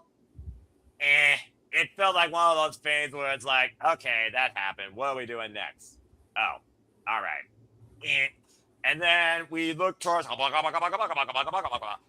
Daniel Bryan. Yeah, Jeff, forever, SummerSlam. But 30 was a cool thing. It told a story through the night, the start and the end, and freaking overkill. But it is what it is when you're trying to literally foretell somebody that was always rated as a B-plus player that could be the face of the business, basically Triple H being the new modern-day Vince McMahon at the time, and a crooked referee not named Earl Hebner, although he was always a bit controversial, with that crook Scott Armstrong, whole different conversation. But I enjoyed what 30 did with that to a degree, I'm not going to lie. And then I saw the aftermath. But that's a whole different conversation. Now, you go all the way forward to Kofi Mania. I say what I say. The biggest moment of the night was the inspiration, or excuse me, the Iconics, which I was the only one that called, by the way, so left the entire No DQ family and galaxy for thinking I was crazy. Haha. That they won the Women's Tag Team Championship, the only legitimate women's tag team in the wrestling business and WWE at that time. Still to this day, more bigger to me than Kofi Mania, and they screwed both things up. They just screwed up the women even more. Then again, they've always done that. As far as, let's see, the other one, Darby Allin. Darby Allin is very interesting because I keep calling Darby Allin AEW's icon, much like Sting was WCW's icon. And here is Sting passing off the proverbial torch to Darby Allin, who's lived and died 6 or 7 times to live in the moment and literally lives life on the edge of a lightning bolt every day because he wants to see what he can do now versus what may not come later. I think Darby Allin, for especially me that's followed AEW since day -1, when it was a fever dream, thanks to All In, when I was looking for something different in the business that wasn't the Fed and Ring of Honor and New Japan had me on by a thread, but thank God so I can go to NXT at the time. I think Darby Allin was really cool and really special when he was also endorsed by not only the past, but the present and the future, as everyone gathered at that time. And then the run of his life, the ride of our lives, where he defended it against so many different opponents through violent, passionate, differently defined demeanors. It was really cool. And I think about, again, emotional impact versus the industry. I'm not one that looks at the profit, the money, the figures, or the ratings. I look at what happens right at that time and what follows. And what Darby Allin did, no one's ever done in the professional wrestling business, damn it. So Darby Allin right now, just maybe recently biased, definitely sticks out for me. But Bryan Danielson winning at All In is probably a close second, considering how special that was in front of his family and his kids. And the American Dragon being a world champion one more time. Fuck yes, that's professional wrestling, damn it. So, emotional, biggest impact, it's going to be, as a kid, Shawn Michaels, because Shawn Michaels is my all-time favorite. In the modern day, it's Darby Allin or Bryan Danielson. As far as industry, when the Heartbreak Kid sent Marty Jannetty through that barbershop window went into business for himself, he redefined what it meant to be a top-tier star in this business before he got the moniker Mr. WrestleMania that followed him for the entirety of his career, all the way to retirement. So, industry, Shawn Michaels. Personal, toss between Bryan Danielson et al. And Darby Allin winning the AEW World Championship and the run that came from it. Based on your list. Now, let's see what they do with Sami Zayn, because, yeah, that's the biggest WTF since Jesse James beat Stone Valkyrie for the NXT Women's Championship. But the fact that he did in front of his culture, in where he could be as mean of a bastard here and as whiny as a ginger as he wants, but he's almost pretty much worshipped more than the freaking prince over there. I think that's a once-in-a-lifetime thing that Sami's going to never feel again. And I think that's going to be a lasting impact, not just for anyone that's been a fan of a generic in a bygone life or Sami Zayn, but anyone that's been a fan of this business. That stands out on its own for the testament of time, in my opinion.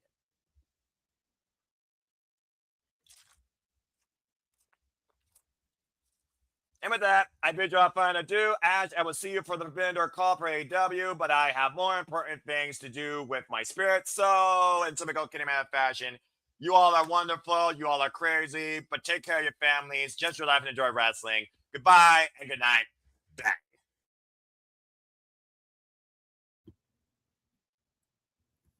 Sleep well, brother Foster. Sleep well. GJ, you are muted, by the way. I don't know if you're aware. And then there were 5. There we go.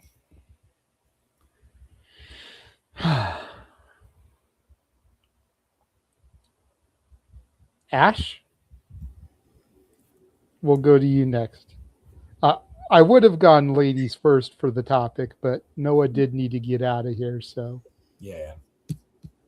So for the whole Darby Allin one, I can't really comment on because I haven't watched any of the reigns because I wasn't watching Dynamite. All I can just go off is from what my friends were saying, and go off of what my friends were saying about his title run. The Shawn Michaels one, I cannot say anything about that because I did not watch that. Go figure. I do know of its importance, though, and how that match was important about how it catapulted Shawn Michaels into stardom and also the creation of the first ever Iron Man match. So I get its historical the reference there. The Mankind one, I'm not sure. See, this was very tricky for me because I can't remember if I watched it or not because my memory of because certain childhood memories of mine are like a little cloudy, foggy, whatever it is. So I was like, I could be misremembering, or because there are certain things where I can't recall if I watched it or not, and can't remember properly if I've seen that title reign or not, or like that title win. To be fair, the whole night was a fever dream, depending on what side of the war you were on. True. I mean, it also doesn't help when you were like, for ADD, you're hooked on Ritalin, so. Yeah. 99 was a rough year for ADD in general, not just wrestling. Yeah. Anyway, It pretty much was the night WWE took the award back, pretty much, because WCW screwed it by mentioning what was happening, and they flipped the channels. The thing is, WCW hadn't won a battle since the night after Halloween Havoc, and they only won that because they showed the world title match for free because they fucked up on the pay-per-view. But, yeah, that night they had the chance. They had the promised, not delivered, Goldberg-Nash rematch. And then they finger-poked the doom out of them fuck themselves, and there you go. Mm-hmm. Yeah, and Sammy winning is pretty cool. I can't judge it right now because I want to see how the reign goes first, like how it plays out. But the whole Brian talk we were talking about, oh my god, it's like that in itself is just so amazing because like from my whole crash out to letting it play out, and I'm so glad I did because I would have missed a really good ass moment. Like, I remember when Brian won at WrestleMania 30, I dropped to my knees and I screamed, yes, yes, yes, so loud that I almost woke up my dad because he was having a nap. The poor guy was so tired from working, he fell asleep watching WrestleMania with us. Like, let me tell you, this WrestleMania 30 in itself, oh my God, you want to talk about roller coasters of emotions? Damn, that show in itself was a roller coaster of emotions that I have not felt since who knows when. Also, I just want to throw out there too, because of course I'm going to. Oh my God, can we talk about Kenny Omega winning the IWGP Heavyweight title? Like, oh my God, that was a big moment for myself because I stayed up until 8 a.m. watching that, and I'm watching the match, and I'm trying so hard not to be so loud because I had my own apartment at the time with my brother. My mom spent the night. She was sleeping on the couch, and I was trying so hard not to wake up, like be so loud that I accidentally wake her up because she had no idea what the fuck New Japan was at the time. And I did not want to have to explain that to her. So yeah, that was fun, especially because that was my introduction. Because that's when I was first getting into New Japan Pro Wrestling. Because it felt good because I felt like I was represented. It's like, here's this dude, this freaking dorky, nerdy ass fucking dude from my city, making something out of himself, going through some similar stuff that I was going through with like friendship drama and trying to figure himself. Hell, I'm still figuring myself out. So it's just it felt really good seeing like someone from my city go out there and make something of themselves.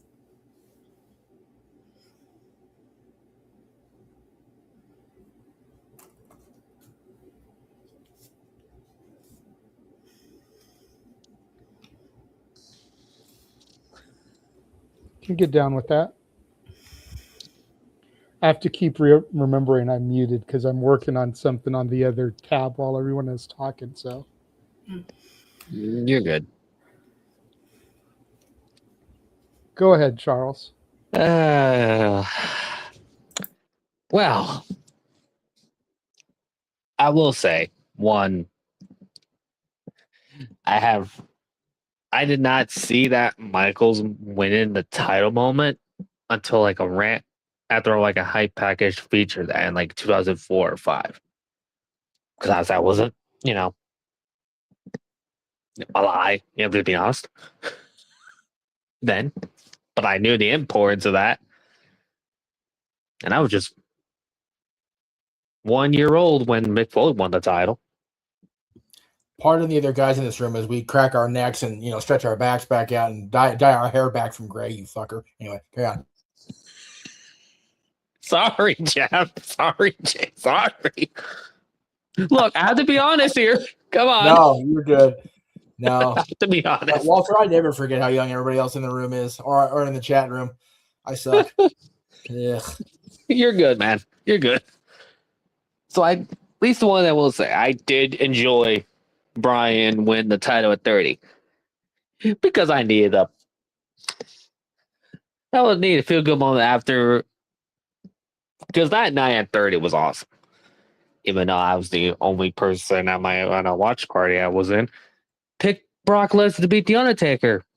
And I wish I didn't in hindsight because that did not go as planned. I was not thinking straight that night. But outside of that, and then obviously Darby won the title. And then Sammy tonight, or yesterday, in my case.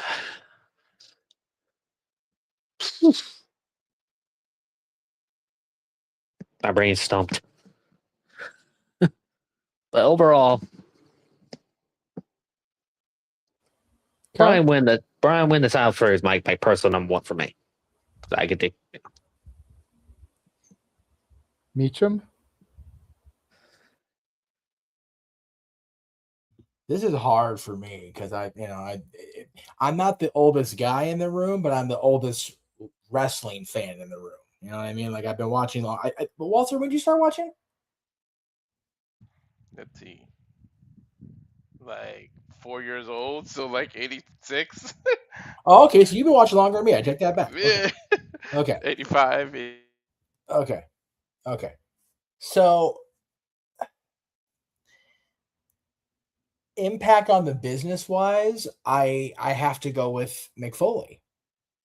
Like, and it's horrible the reason it impacted on the business so much because it was WWE's opportunity and they just spoke their downfall into existence.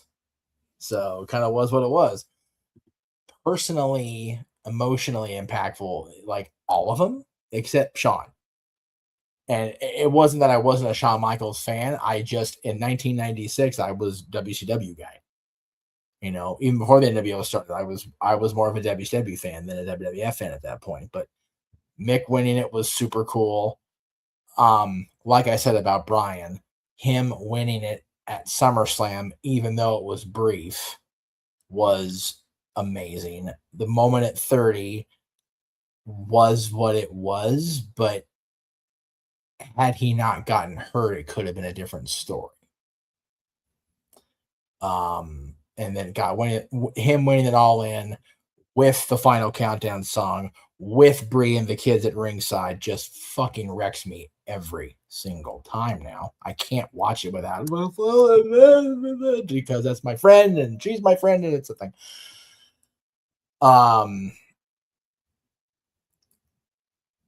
Being home and watching WrestleMania 35 and, I'll be a dickhead here. Sorry, Ash. Being able to call my son in and have him watch Kofi's win with me, knowing that his mother was going to lose her goddamn mind because I was letting him watch wrestling. Like, no, this is his favorite. Fuck all the way off for about 5 minutes for me. Had I not been there in person for the end of the reign and the way the reign ended, it'd probably be a lot more emotional on me. You know what I mean? Watching that happen was more emotional negatively than it was in watching him win it on TV. That thing with Brock still chaps my ass. I'm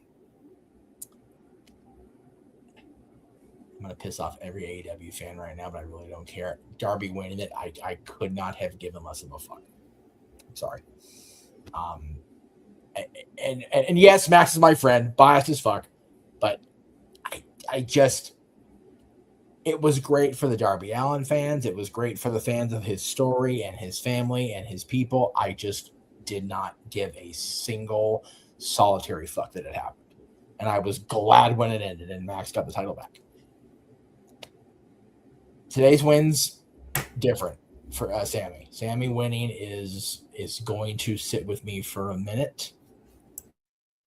Not as much as him and Kevin winning the tag titles, but I was there in person. Again, that's a personal bias. So for me, impact on the business, I think it's Mick because of that point in time that really drove the final stake through the heart of WCW as far as viewership and ratings and everything. And just the last 2 years, just kind of treading on thin ice. Emotionally impactful. If I have to pick one, it's going to be Bryan, but not at WrestleMania. It was All In and SummerSlam 2013. All In more so because of Brie and the kids being there. And just the whole thing, the music was there. I'll never, ever forget watching the watch along and having JJ positively crash out over Final Countdown being used in Forbidden Door during that time period also. So the fact that he came out to that song again to win the world title over an amazing competitor like Swerve in front of all those people in that stadium and having Brie and the kids there and having the BCC there briefly before they went batshit on them. I think because none of us ever thought Bryan would get there again. Fuck, I'm getting emotional again now. Jesus Christ. I still get very weepy every time I watch or think about Bryan winning it all in. So there you go. There's your answer. Right, it's happening right now in front of you. It's Bryan it all in. There you go. I want to point out this weird theme that we had when we were talking about these title reigns, with a couple exceptions. I've noticed the theme was the moment of them winning the title was amazing, but the runs themselves and how they ended left to be a little bit more desired. No, the only one that didn't leave a shitty taste in our mouths was Mick, and that's because him and Rock were just so gold every single fucking time they touched in '99. So, and we all, even looking back, we all knew it was a means to an end. It was going to be Rock and Austin. That's what we were going to get. Hence why I said with a couple of exceptions. Right.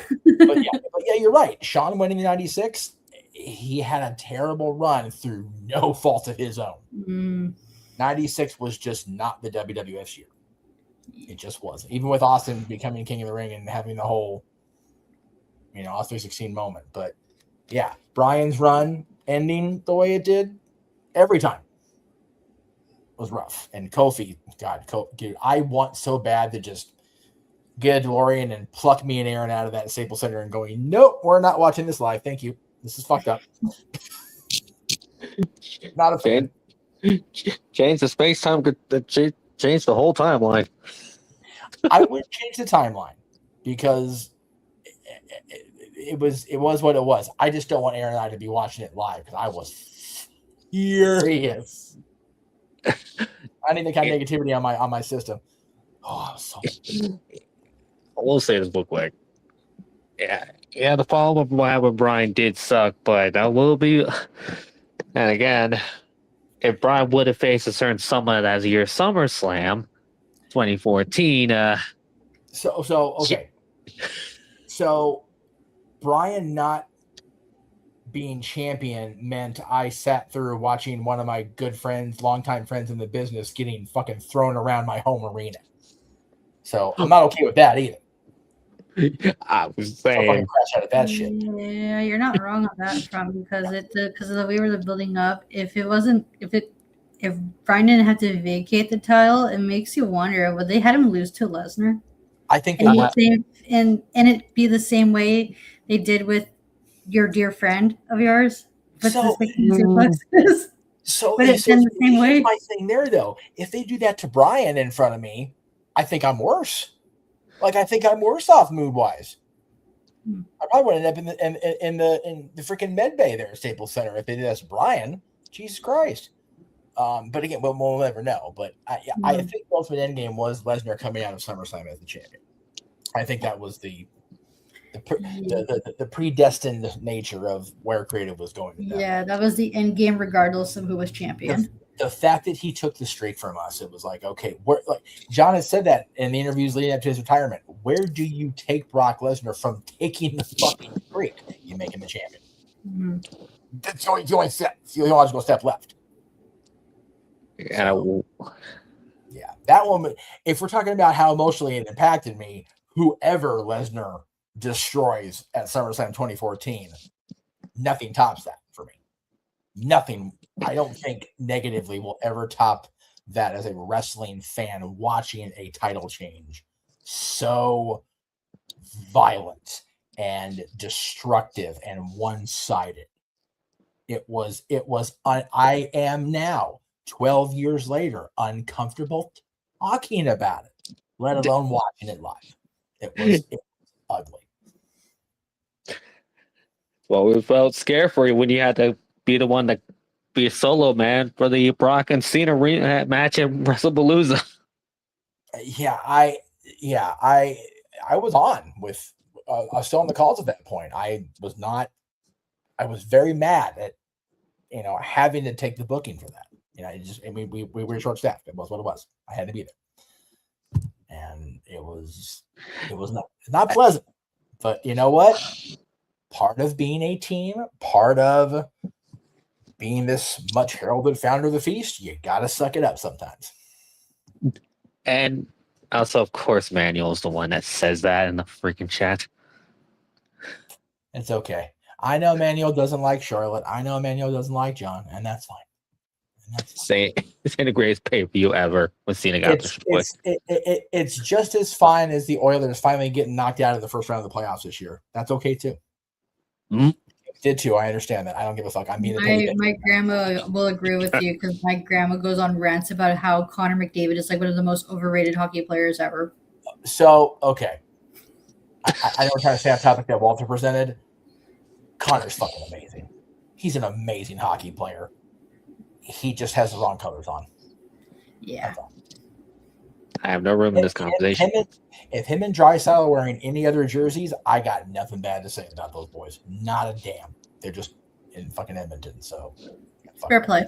Fair play. Anyway, I'm sorry, Walter. I didn't mean to hijack your thread with Stanley Cup playoff talk. I apologize.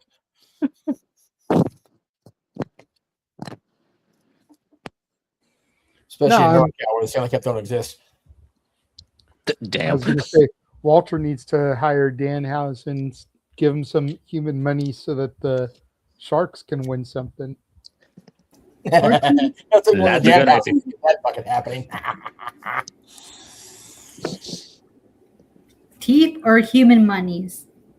Yes, keeping him based on San Jose winning the Stanley Cup. It's not fucking worth it, I promise. Maybe help. Never mind. Hey, let the Kings have the NBA title.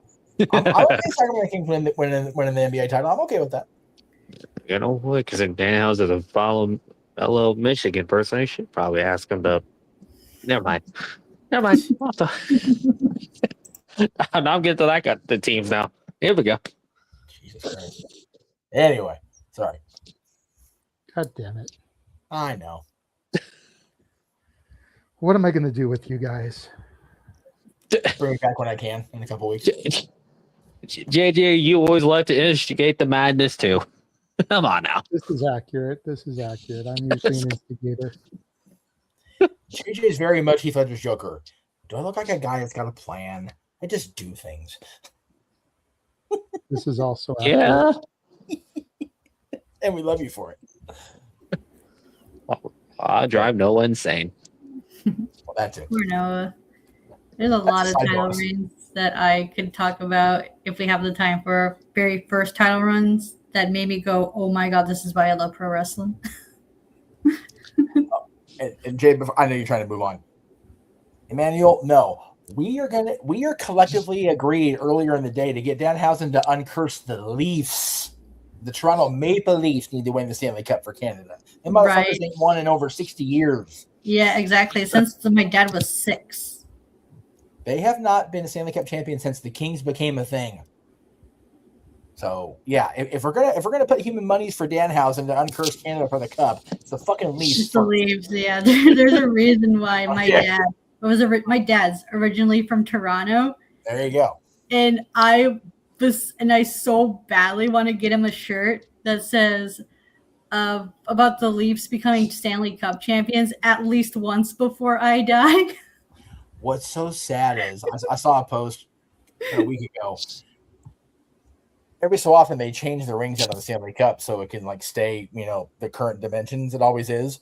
Yeah. The next time they change the ring, the Leafs will no longer be on the Stanley Cup. It's like, fuck, that's how long it's been. That's so sad. Can you imagine if he did that though, and they won, and it's like he did it to the Knicks the longer, 53 years, and then did it to Toronto 60 something years? That'd be fucking nuts. If they have Danhausen uncurse the Leafs, I'm saying it now at 2 hours, 36 minutes, and 28 seconds into this show at 10:37 p.m. Pacific time on Saturday, June 27th, I will buy Danhausen's every piece of merch on WWE Shop if the Leafs are uncursed and win the Stanley Cup. Damn. What about all the merch in our spring store? Will you buy all that? Sure. I'll do because that. now on the spring store. Dude, do you have a SRS logo shirt? Actually, we do. Okay, I need that. That's what I need in my life. We also have one for Christmas. No, oh, okay. Well, there you go. There's 2 guaranteed buys right there: the logo shirt and the Christmas shirt. I am buying those for sure. It is 62 degrees. We're in JJ's. There you go. Good to know. I got to get rid of it. And it's Probably still hot annoying as as fuck, heat. even gross.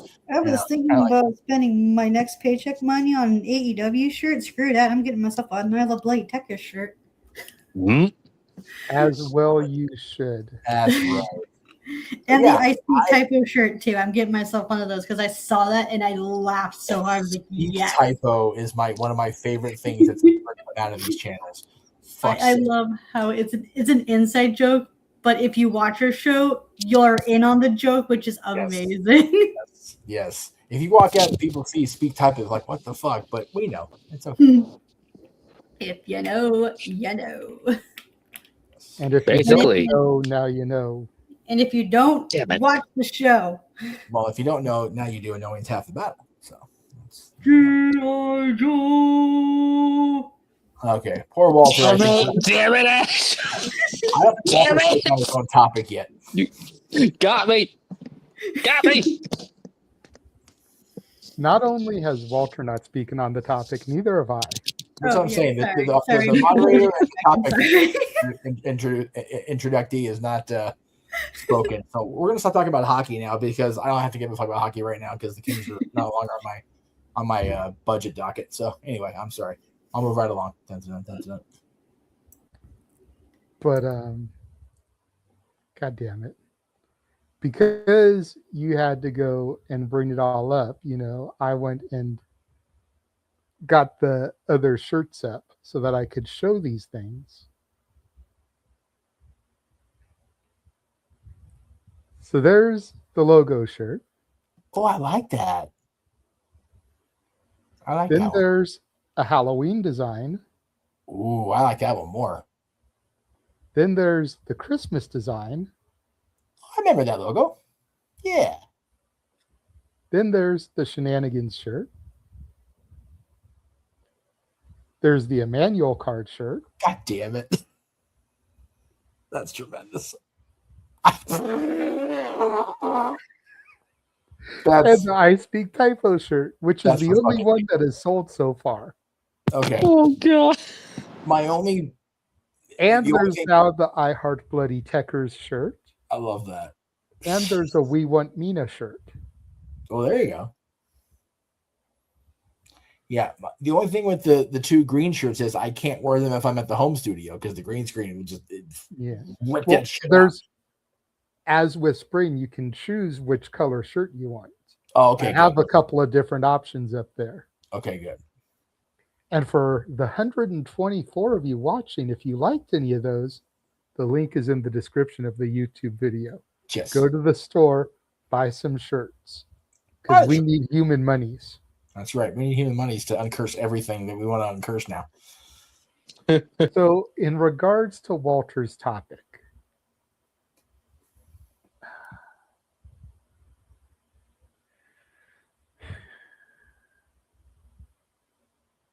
for me, the most emotional is a toss-up between Mick's and Sammy's. As far as the ones that were named off and given as options. And people are going to be like, oh, well, it's recency bias with Sammy. It's recency bias. No, I saw this motherfucker in a mask 21 years ago. I got to know the guy behind the mask before y'all knew what the fuck he looked like without one.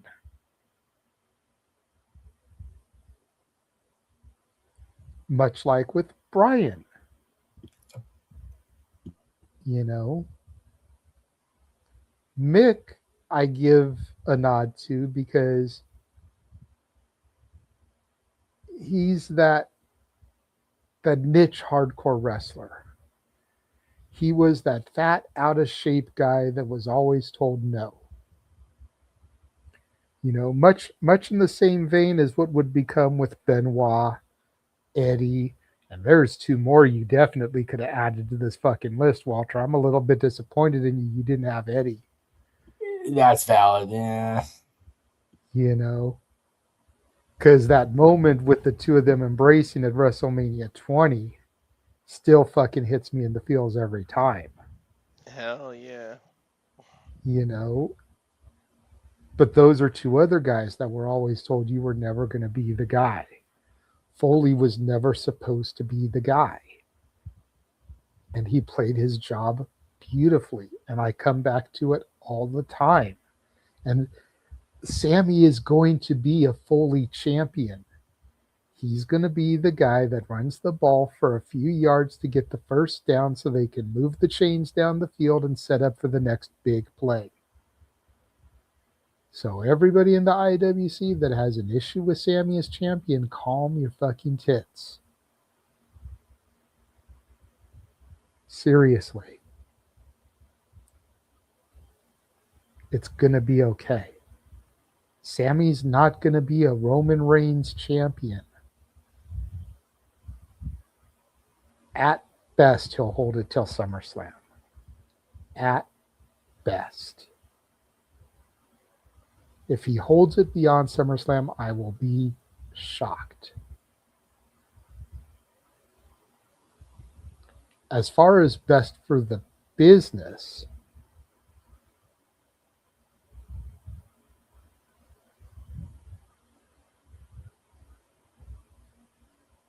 I got to give it to Mick. Because Mick is what broke the 83-week streak.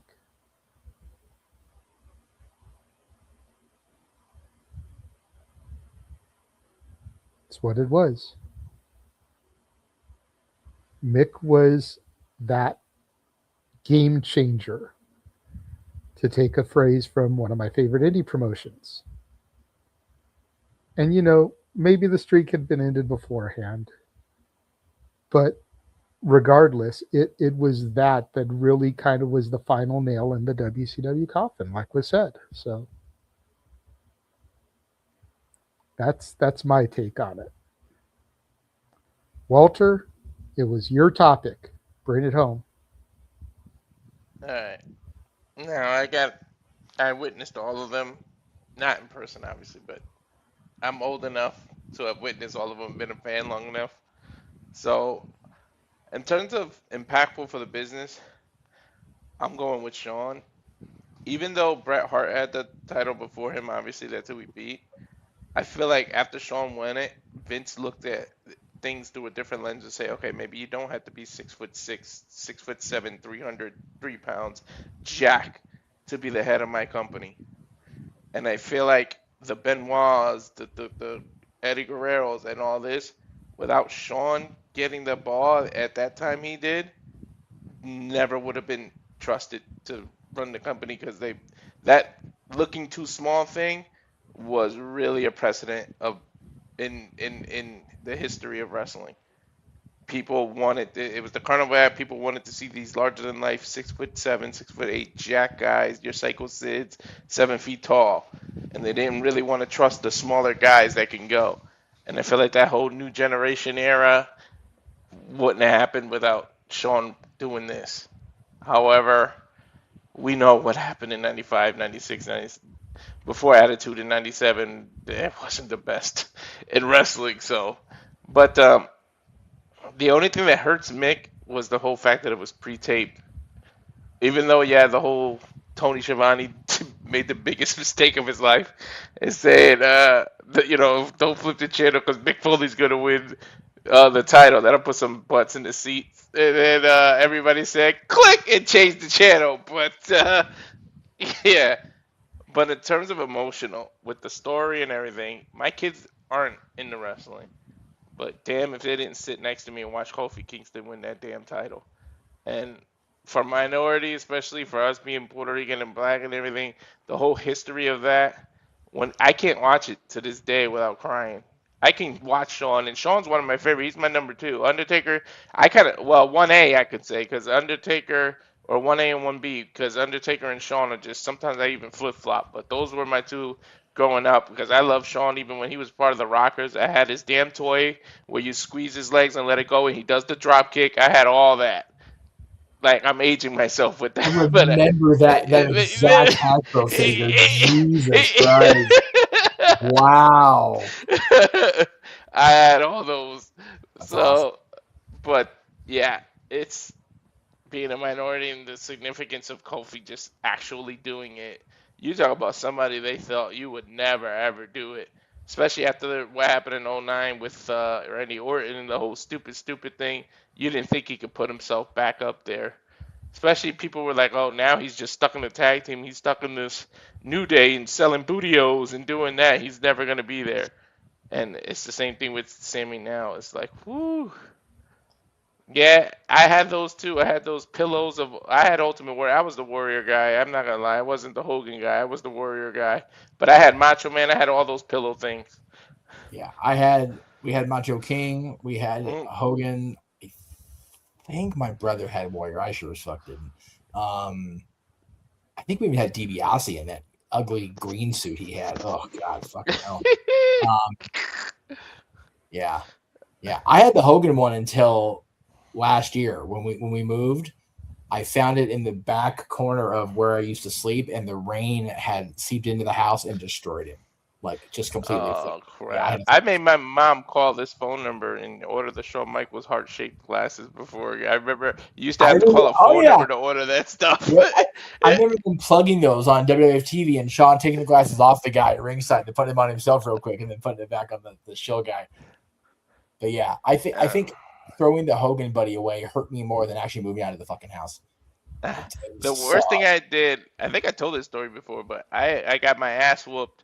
and my mother ended up blocking the 900 numbers because there was a 900 number you could call. Oh, And yeah. it's just Hogan talking, and I literally kept calling and kept calling and kept calling, and he only says like 4 different phrases. Yep. I ran up to I think $1,000 fucking phone bill. My Oh mom my beat God, the living dude, shit out of me with an extension cord, and so did my sister. 1-900 well they 454 should. Hulk.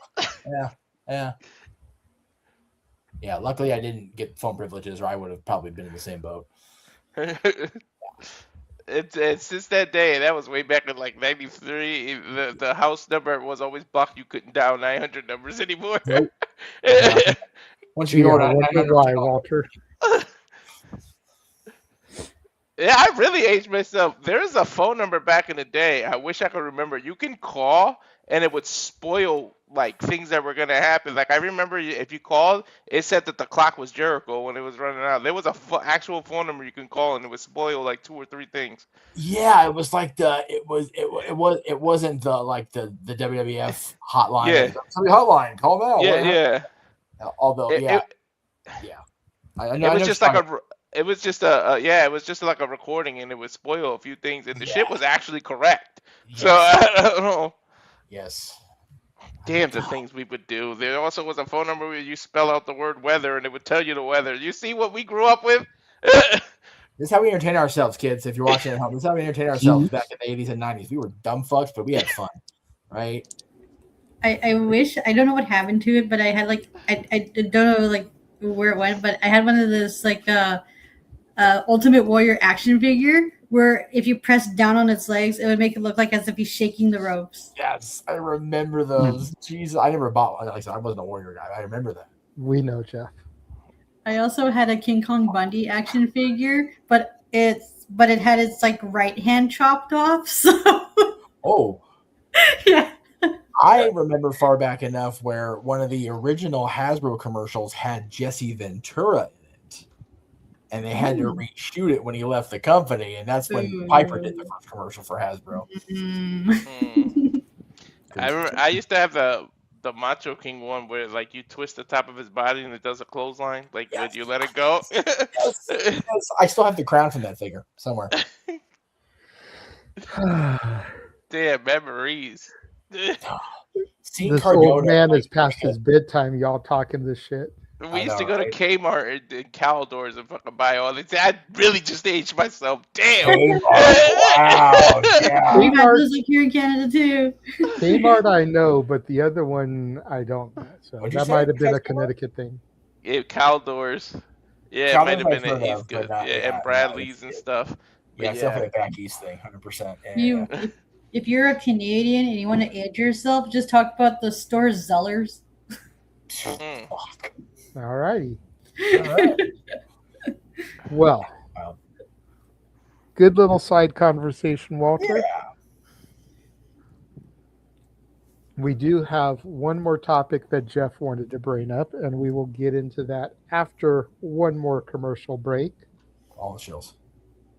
Yes. Hey. Just took a moment to shill all those t-shirts, okay? That's right. We did.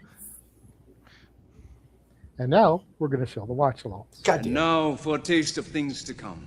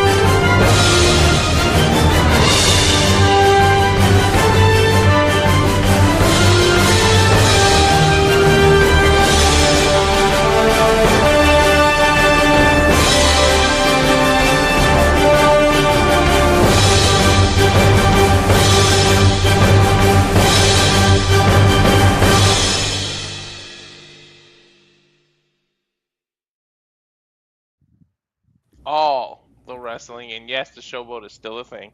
It's fucking wild to me. Like I remember my dad going to the showboat back in the day when he went on vacation. Holy shit. I've only Sorry. been in Atlantic City twice or once. Once, I think. This is how much I was actually watching the trailer. I was like scrutinizing shit now. Anyway. Yep, the showboat is basically the GCW home. Like that's their awesome. ECW arena. Okay. Wow. God. Yeah, the showboat's been there forever. Anyway. That's where TOS, COS were. That's where Homecoming's going to be. That's their primary East Coast home. And then they do Homecoming LA because LA's become kind of like their second home. Like I think it was Tracy Lawrence song, now that my second home's become my first. Right. Yeah, that's fair. Because they come out here like 5 times a year now. They were here in February. Yep. They were here in April. They're here tonight. They're going to do Homecoming LA, which will probably be September. Yeah. They'll be back here for December. There you go. LA is the only market they hit as much as Atlantic City. Yeah. I got to get to at least one GCW show before I lose the ability to go do those shows, whatever that may be. As long as finances aren't in the crapper, I plan on doing Homecoming. Okay. That was my debut at GCW last year. That was Frankie and Jordan Oliver. I intend to run it back this year.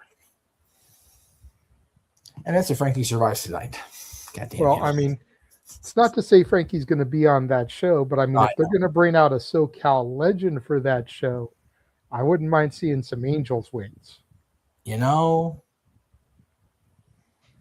I wouldn't mind seeing a Samoan submission machine.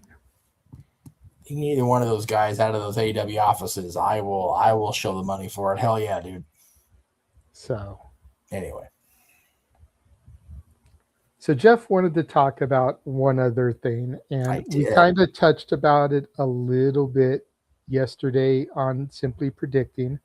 Yes. And especially since it hasn't hit midnight here yet on the West Coast. It is still technically, for us anyway, 15 years ago today. Yes. Go ahead, Jeff. 15 years ago, as JJ and I think we were sitting by ourselves at that point because Mikey and Ray had gone back to the hotel, yeah? It sounds right to me in my head. No, Ray was there. Mikey wasn't. Mikey was at the hotel. Okay. So Statboy decided to go back to the hotel, much to his own chagrin, once he realized what the fuck was going on at the Thomas and Mack Arena in Vegas. But this gentleman in a Stone Cold shirt and his awesome knee pads and knee covers sat down at the top of the ramp after helping to put WWE champion John Cena through a table and cut the promo of his life. And yes, if you were a fan of CM Punk prior to this, you saw the promo he cut after he became Ring of Honor champion, and signing his WWE contract on the title became notorious and legendary. But for us sitting in the Thomas and Mack Center and folks like Aaron who were at home watching their website crash around them at the impact of this moment, we knew then it was special. We know now it was more than special. Every seemingly shoot off the cuff interview, promo, discussion, whatever, all looks back at this and goes, thank you for the allowance to go this far off the beaten path, at least in my opinion. You had this guy who was actively having his contract run out at the pay-per-view, 2.5, 3 weeks later, whatever it was, July 17th, and this is from June 27th of that year, breaking the fourth wall, mentioning Colt Cabana, who had been let go from WWE, mentioning Ring of Honor, mentioning New Japan, bringing up Brock Lesnar, bringing up Paul Heyman, who was sitting, Paul Heyman was not discussed on WWE television, other than in whispers at best. This is before Brock Lesnar came back to the company. This is before Heyman came back and established himself as the fucking GOAT within WWE as far as advocates, managers, whatever. Punk was told, speak your piece. Air your grievances. And he looked right at Vince that you do not want me to air my grievances. You don't. And he just kept going and only was stopped because he was going to dip into the anti-bullying campaign, which was obviously horseshit in his eyes. But he laid into Vince McMahon, and he really laid into John Laurinaitis, which made me a CM Punk fan for life, because of shit that happened that summer. And I just wanted to, I'd like to play the clip. I'd like to read the promo, but I can't cut it the way Punk cut it. I don't want to undermine the impact of it by, doing a lesser than impression or a parody or whatever. I just wanted to remind people that it's been 15 years, but it's only been 15 years. That's how it feels for me. It feels like it happened yesterday, and then I go, no, it was a hard 15 ago. A lot of shit has gone down. Let AI read it. I would rather cut it myself, let AI read it, but no. Yeah. Just no. No, because AI will fuck up some of the words and the way you phrase things. Yes, it would. So I would like to read it, but no one wants to hear that. Well, and his doofus son-in-law. Yeah, doofus son-in-law. What's so funny is, after I'm gone, you're still going to pour money into this company. I'm just a spoke in the wheel. The wheel's going to keep turning. I understand that. Vince McMahon is going to make money despite himself. He's a millionaire who should be a billionaire. You know why he's not a billionaire? Because he's surrounded himself with glad-handed, nonsensical douchebag yes men like John Laurinaitis, who's going to tell him everything he wants to hear. I'd like to think that maybe this company will be better after Vince McMahon is dead. But the fact is, it's not. It's going to be taken over by his idiotic daughter and his doofus son-in-law and the rest of his stupid family. Mm-hmm. Okay. For all the bandwagoners of WWE Creative is shitty right now, that last sentence is just like, yes, they're going to eat on that, right? But when Hunter was first handed that baton, I mean, the creative since 40 up until late last year has been unbelievable. And the fact is, Punk came back to the WWE when Vince McMahon's presence was dead. And it was Hunter that brought him back. So I think it's poignant that this promo was so impactful and he held absolutely nothing back and was still able to come back and still able to do the things he never got to do. He main evented WrestleMania twice now. He's been the world champion that was featured like a fucking world champion should be. Not playing second fiddle, with all respect to John and all respect to Dwayne Johnson. Punk as a WWE champion playing second fiddle to that feud is what cracked on him. And we have people who are still mad about it to this day. I'm friends with someone who is. Every time he mentions about something that gets me mad, he's like, yeah, Rumble 2013. And he's like, shut up, Ash. No. So Rumble 2013 almost got me kicked out of Greg Cherry's house because his wife at the time was such a Rock fan, and I was up his ass about that. And she almost made me sleep on the porch in January in Pennsylvania. Although I we did get was the so yeah. Can I make a little quick comment about the CM Punk versus The Rock match at Royal Rumble 2013? Well, JJ had his hand up also, so I didn't want to. Sorry, I'll let JJ go first. I didn't want to make sure he didn't. I don't remember what I was going to say. Oh, I'm sorry. Did I make you lose your train of thought? I got it. I was going to say, not only did he main event WrestleMania twice, he main evented it once as the champion. Yes.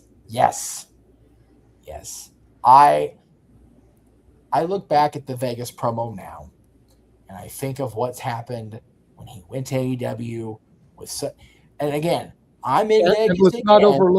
And let's not overlook the fact that both his main events were in Vegas, where that pipe bomb took place. I'm saying, yeah.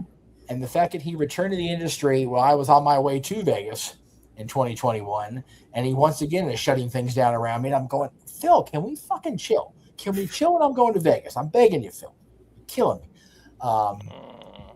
I am so happy for CM Punk and the fact that, yes, it took all this time it took, but airing those grievances and getting that out of him and just allowing him to just say, fuck this because this. And here we are 15 years later wondering what is going to happen when he returns to television. Will they let him wait? Will they let him return, even though he's allegedly a SmackDown guy now? We don't know that. Rumor and innuendo are what they are. I didn't know he was SmackDown. I didn't even hear that. Yeah, that's the latest thing that's going around. They're trying to move him to SmackDown. But yeah, what is going to happen when we see CM Punk back on TV? And if it's in Chicago, that first Monday of July, take my human monies. Him and his wife need to come back in Chicago. So, I don't want to try that rabbit hole. We're trying to wrap up, but I am okay with the way AJ's run went. Like, if she doesn't come back, I'm okay. I miss her. Love to see her work a couple more, but they told her comeback story perfectly. She came in, she disrupted the shit out of everything, much like her hubby. Had her program with Becky and lost because she was never going to be, coming back full time. Becky's that person that's going forward. Hey, she has a mental health clause in her contract, but going back to the Rock and Punk, if it wasn't for that, we wouldn't have got that arms are too short to box with God promo, which was solid. Yeah.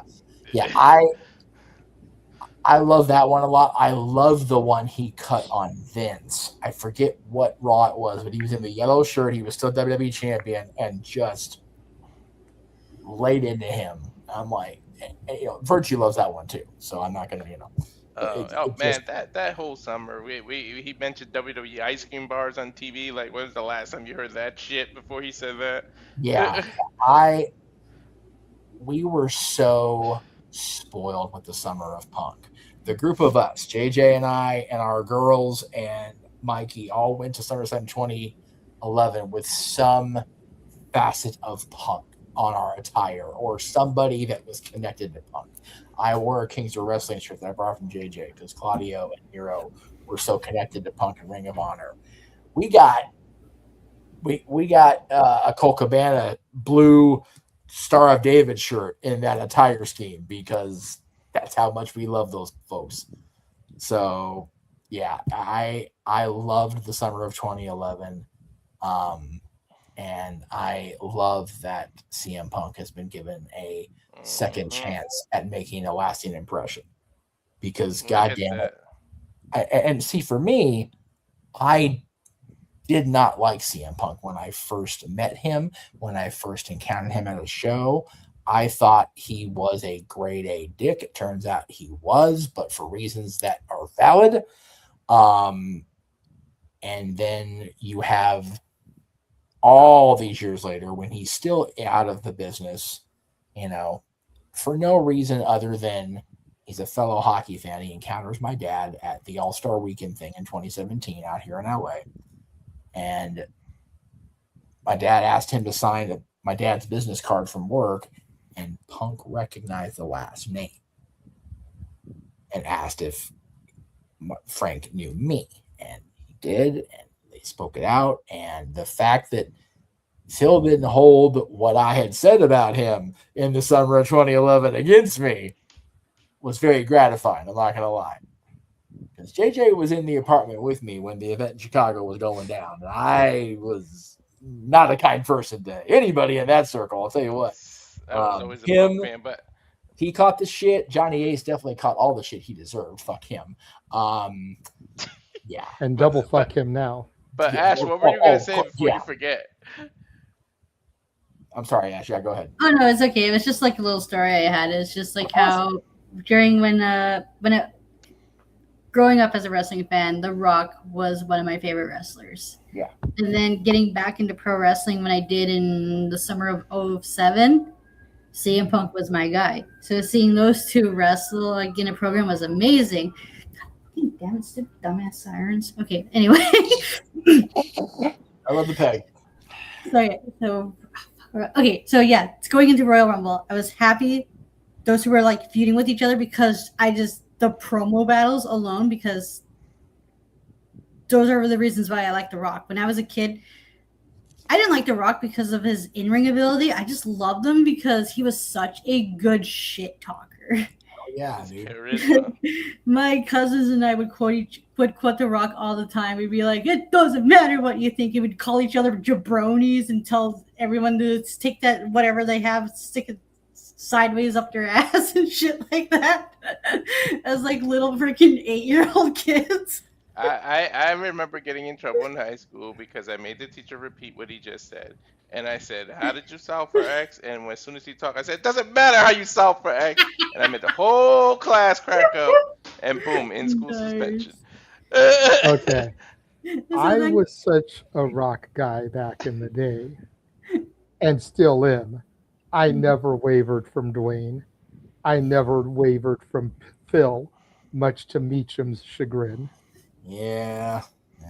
I'm okay now. When it was Punk Cena, I was Team Punk. When it was Rock Cena, I was Team Rock. Yep.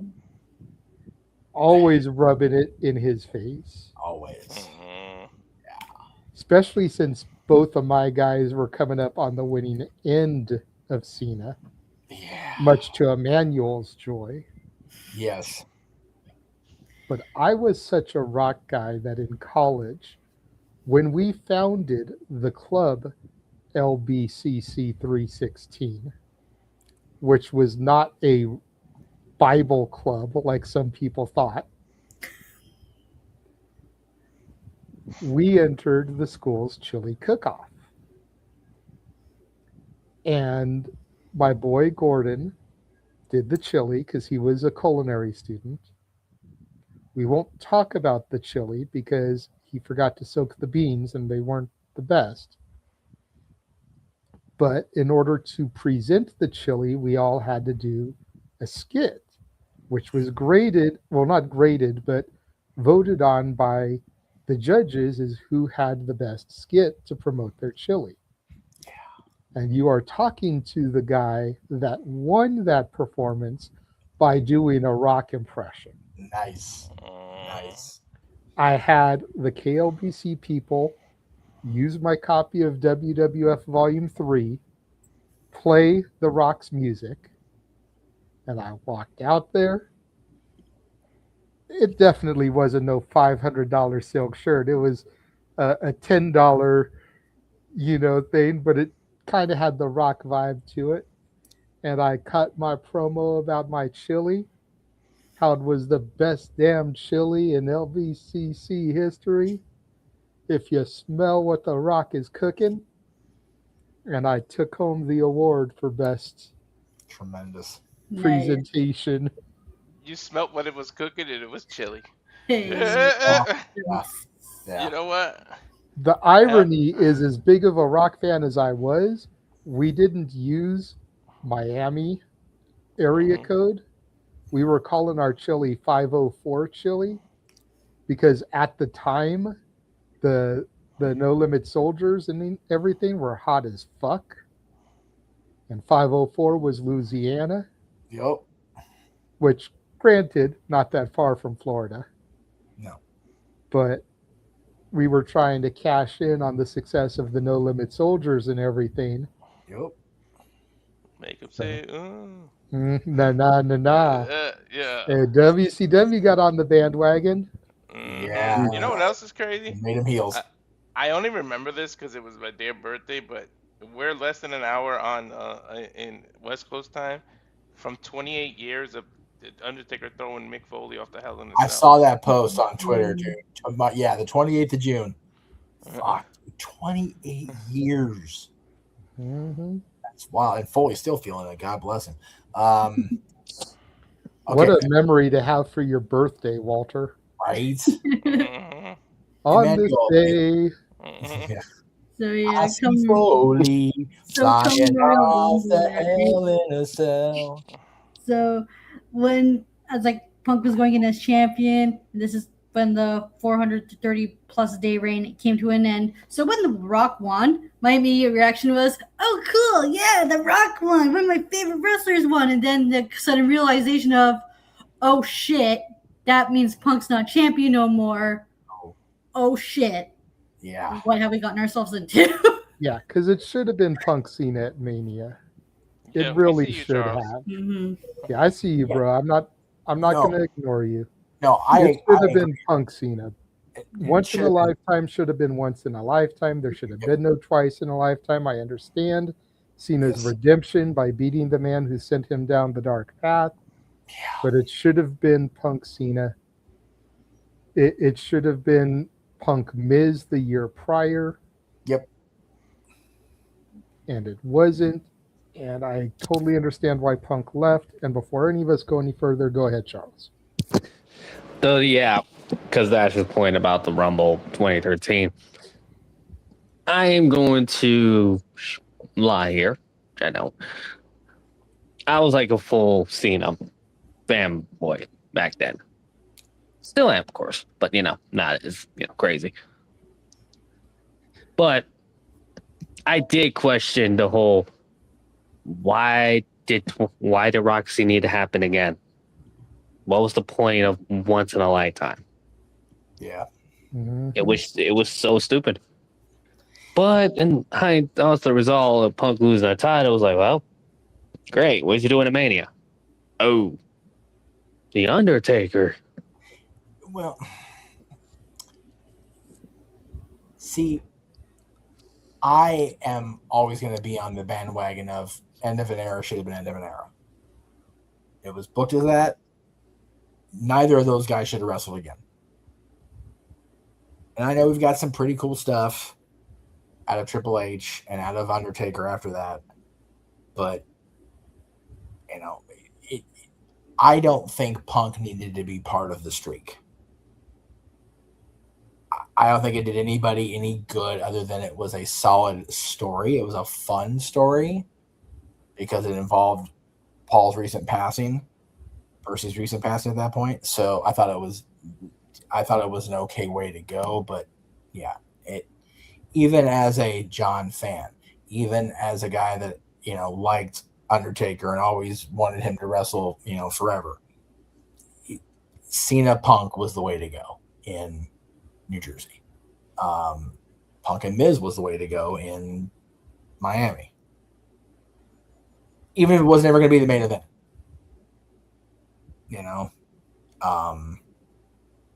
I'm sorry, 2011, not 2012. So, and for me, there's so many things, butterfly effect. You pull one thread, 20 more disintegrate around you. So we wouldn't have got things we've got. Mm-hmm. But I just wanted to bring it up today with the promo because it's the anniversary and it's wasn't able to comment a whole lot in the moment because we went to the hotel and I got so fucking plastered. I remember when I sit on that show that night. Drunk Jeff was at that machine and then up in the room cutting promos afterwards. So it's still up on the Casa channel. I know. Anybody wants to find it, you know what? I may go and look for it and just post it in the Shenanigans chat so that everyone can check it out. Nice. I don't watch myself back on purpose, especially when I've gotten fucked up as I got fucked up that night. So y'all have fun watching this shit. Drunk Jeff is an experience. Yes, it is. Yes, it is. And Drunk Jeff is on video more than Drunk Jeff would like to be on video. It's also valid. But if you can unearth those gems, if you can find them like finding a Mewtwo Pokemon, they are worth the watch. I catch them all. Mm-hmm. Yeah. Yeah, man. There's the JJ No DQ debut from SummerSlam 2010. 2010. It's not up anymore, unfortunately, but I've seen it float around. Yeah, you just have to look hard because you got to dig in the dark web. Yeah, definitely the dark web for that one. But it's out there. The way back. Drunk Jeff had to get carried through that by somebody who, for a while, wasn't mentioned on No DQ. I don't know the status anymore, so I'm not going to say his name. So, but yeah. And then Drunk Jeff is there for 2 episodes on my channel because post that Raw, we filmed 2 episodes. Yeah, and to defend Jeff at 2010 SummerSlam, Jeff decided to tweet out his seat location, and Jeff Finn decided to keep bringing him libations through a 3-hour pay-per-view. So then Jeff had to be helped to the car and driven to Burbank from there.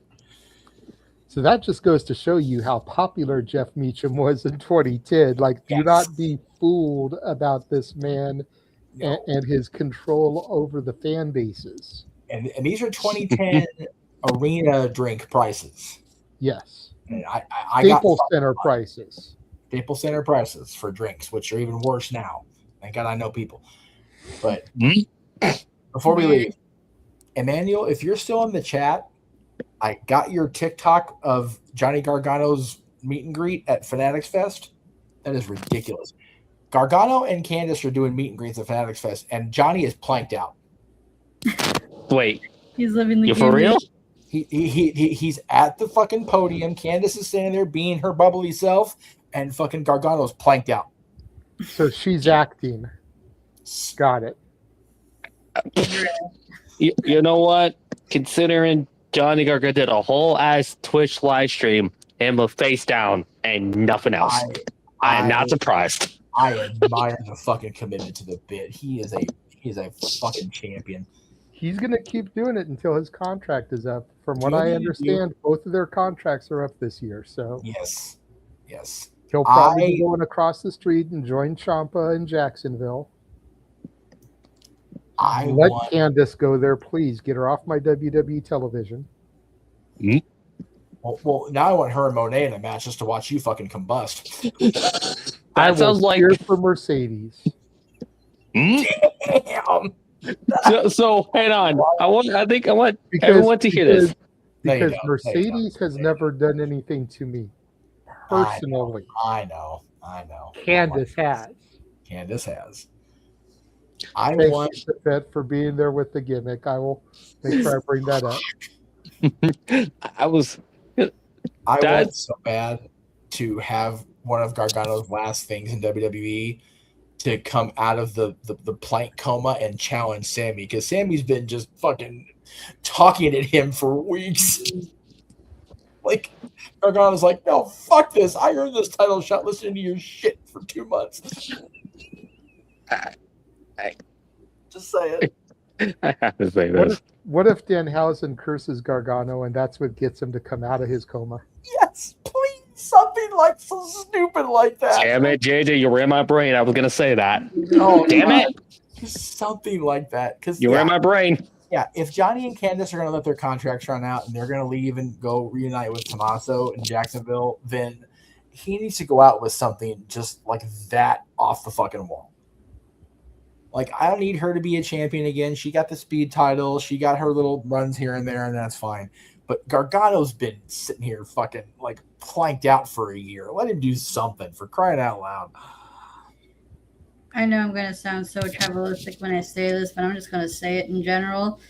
I cannot wait for when Gargano goes to AEW and starts feuding with Ciampa, and people be like, oh my God, this is so cool. Be like, oh, really? It's all cool all of a sudden? You weren't saying that when he recommended you their feud for when they were in NXT, but all of a sudden you like it now that they're in AEW? Okay. Hey, if they can have the kind of matches with the kind of intensity they had in NXT, shut them tribalists up. Tell you what. I'm just saying I'm just saying it's so dumb. It's just like, it is dumb. It's like, they're smart.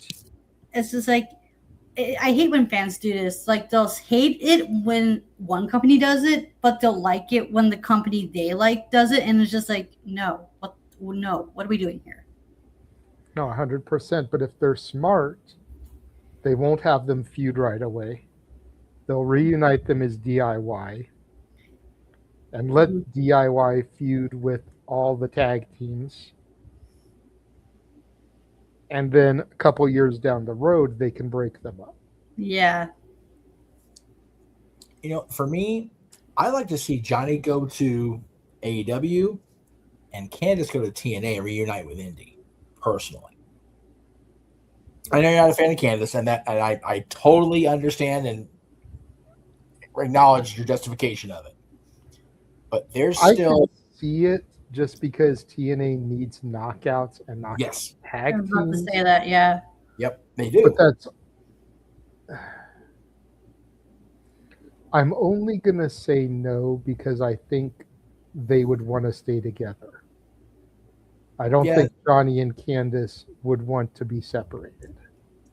That's probably accurate, especially at this point in their careers. They've got the kiddo now. They're a traveling couple, so it makes sense to not separate them. But I just don't know if, and again, trying very hard to talk around your personal bias about Candice, I don't know if the AEW roster has enough room compared to the TNA Knockouts roster. Like AEW, so many talented women. TNA is lacking big time. That's fair. That's definitely fair. I will not argue you on that point. Personal bias be damned. I will not argue you on that.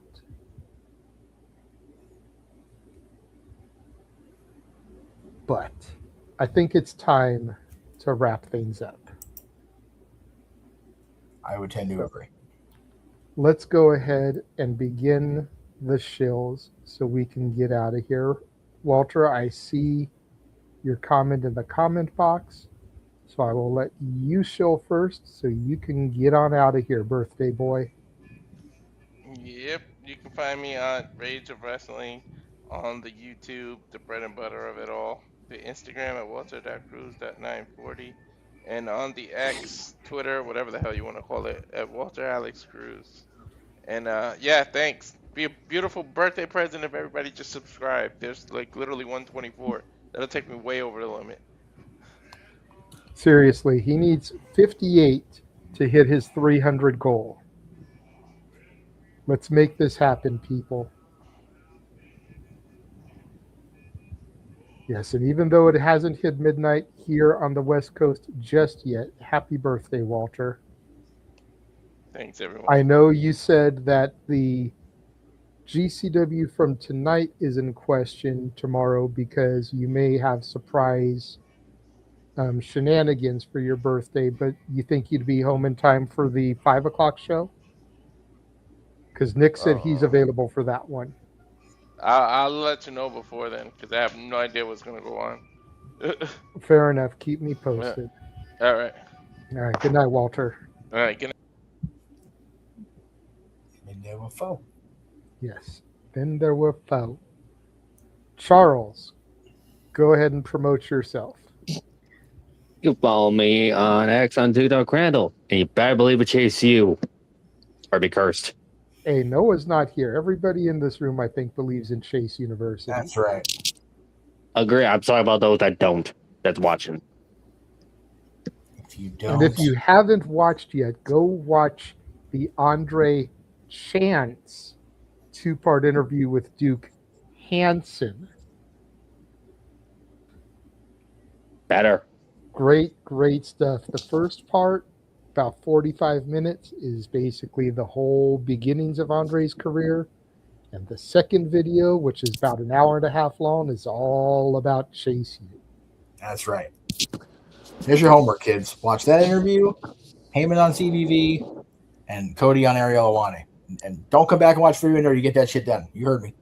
Hey, don't forget about our interviews, damn it. We'll get to those momentarily, but don't forget about our interviews, man. You're going to show those, and you'll do a masterful job. I try, but Ash, why don't you go ahead and tell everybody where you can be found? God damn it. You can find me on X, the app formerly known as Twitter, at ShadowBadAsh, and subscribe to my YouTube channel at Batty for Wrestling. Don't be a dickhead. That's right. And now you can buy Batty for Wrestling merchandise. with the I Heart Bloody Techers shirt that is now available on the Spring Store. Description below. All right. That brings us to Meacham. Well, you can also find Ash seated tomorrow for Saber and Omega because, damn it, we are going to be seated for that match.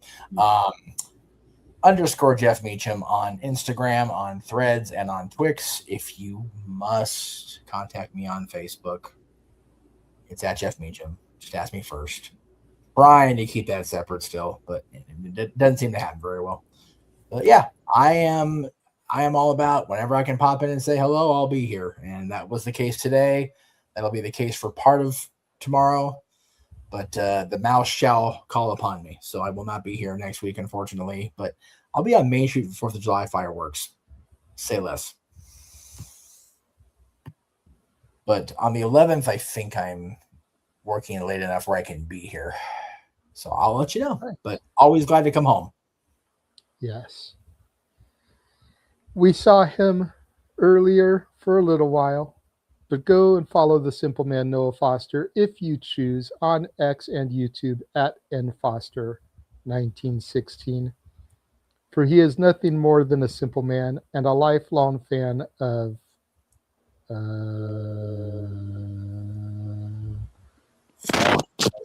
I'm not going to be able to do it like him, but professional wrestling. Damn it. Damn it all. That's right. Follow our resident Pink Ranger at Rangers of Wrestling on YouTube, Instagram, and Twitch. Datilla _ on X. And also make sure you follow her new startup, Pop Culture Powerbomb. That is PC Powerbomb on the X. And then there is I. Yes.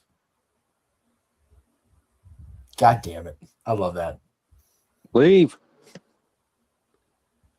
You know, should I do that one tonight, or because of Night of Champions, should I run with Jade? I'm good with either. Run with Jade tonight. Yeah, whatever works. You can find me on Instagram at the Renegade JJ Williams. YouTube is Casa D18 Studios. X is Casa D18 Studio. No S at the end. As Charles says, believe in Chase University. God damn it. That's right. I still think I did a phenomenal job on that graphic. Yes, you did. Yes, you did. And I love how I blend in so seamlessly. Like, at first glance, people don't usually catch it until they do the double take. It's like, wait a minute, you're right there. Center stage, baby. Literally front and center.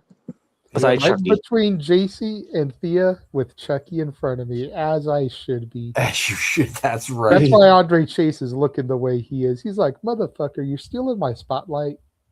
This is my university. I think he's more looking at the fact that you're making yourself a JC and Thea sandwich with a side of Chucky. Mm-hmm. And then, of course, follow the Simply Reliable Studios at SR Studios 2024. That is where all of our big announcements get posted. That is where some of our streams get posted. Yes. Been posting more streams there than we originally were, but we seem to get a lot more views through that. So the key is just flipping those views to subscribers. You know, and that's what we're working on. That's what we're working on. But that's where you find all of our big promotions, like our interviews, which, if you haven't already seen it, go back in the archives and check out our interview with Royal Prestige from earlier this week. You can also find the link on nodq.com. Shout out to Aaron Rift for posting it there. Yes, it's the link to his YouTube channel and the interview, but beggars can't be choosers. We're getting promotion, goddammit. I'm saying. Make sure you guys tune in this coming Thursday, as it was announced and confirmed in the spaces that we will be having Nasty Leroy on for an interview.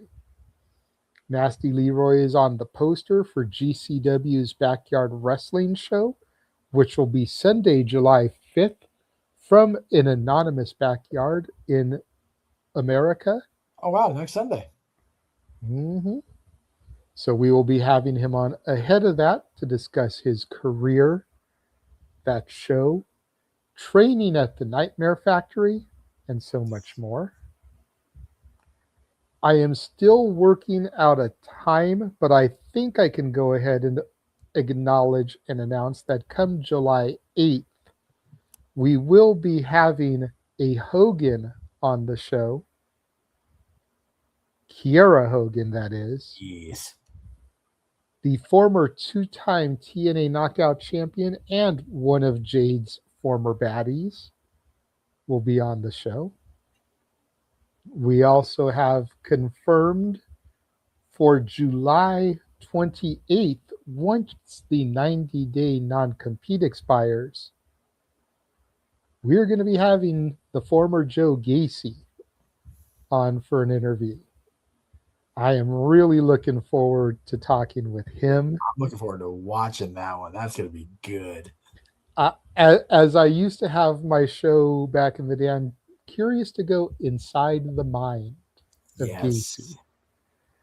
Scary place. Oh, I'm sure. I'm sure. I can have no doubt of that.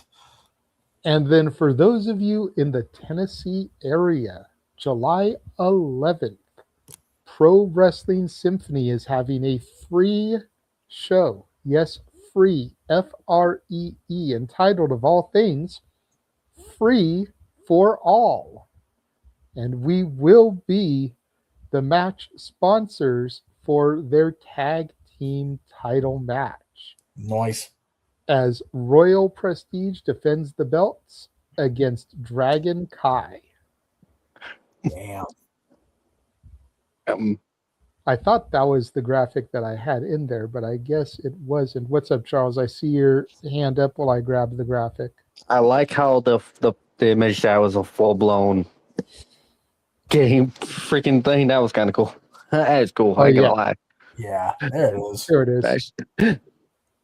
The game it comes to mind, that one. Yep, and it's Super Smash Brothers Melee. Is what that makes it better. Yes, yes. That's Makes it better. Yep. Now that I see it, I can't unsee it. Yeah, yeah. But there's I saw it instantly. With our logo on there, sponsored by Simply Reliable Studios. I love that. 2 weekends from now. Yes. And then we showed it all off earlier, but we'll run through the merch one more time. Again, link in the description below. You can get the Simply Reliable Studios shirt. You can get our Halloween themed shirt where the logo is made out of bones. You can get our Christmas themed logo. You can get our very own Saturday Shenanigans shirt.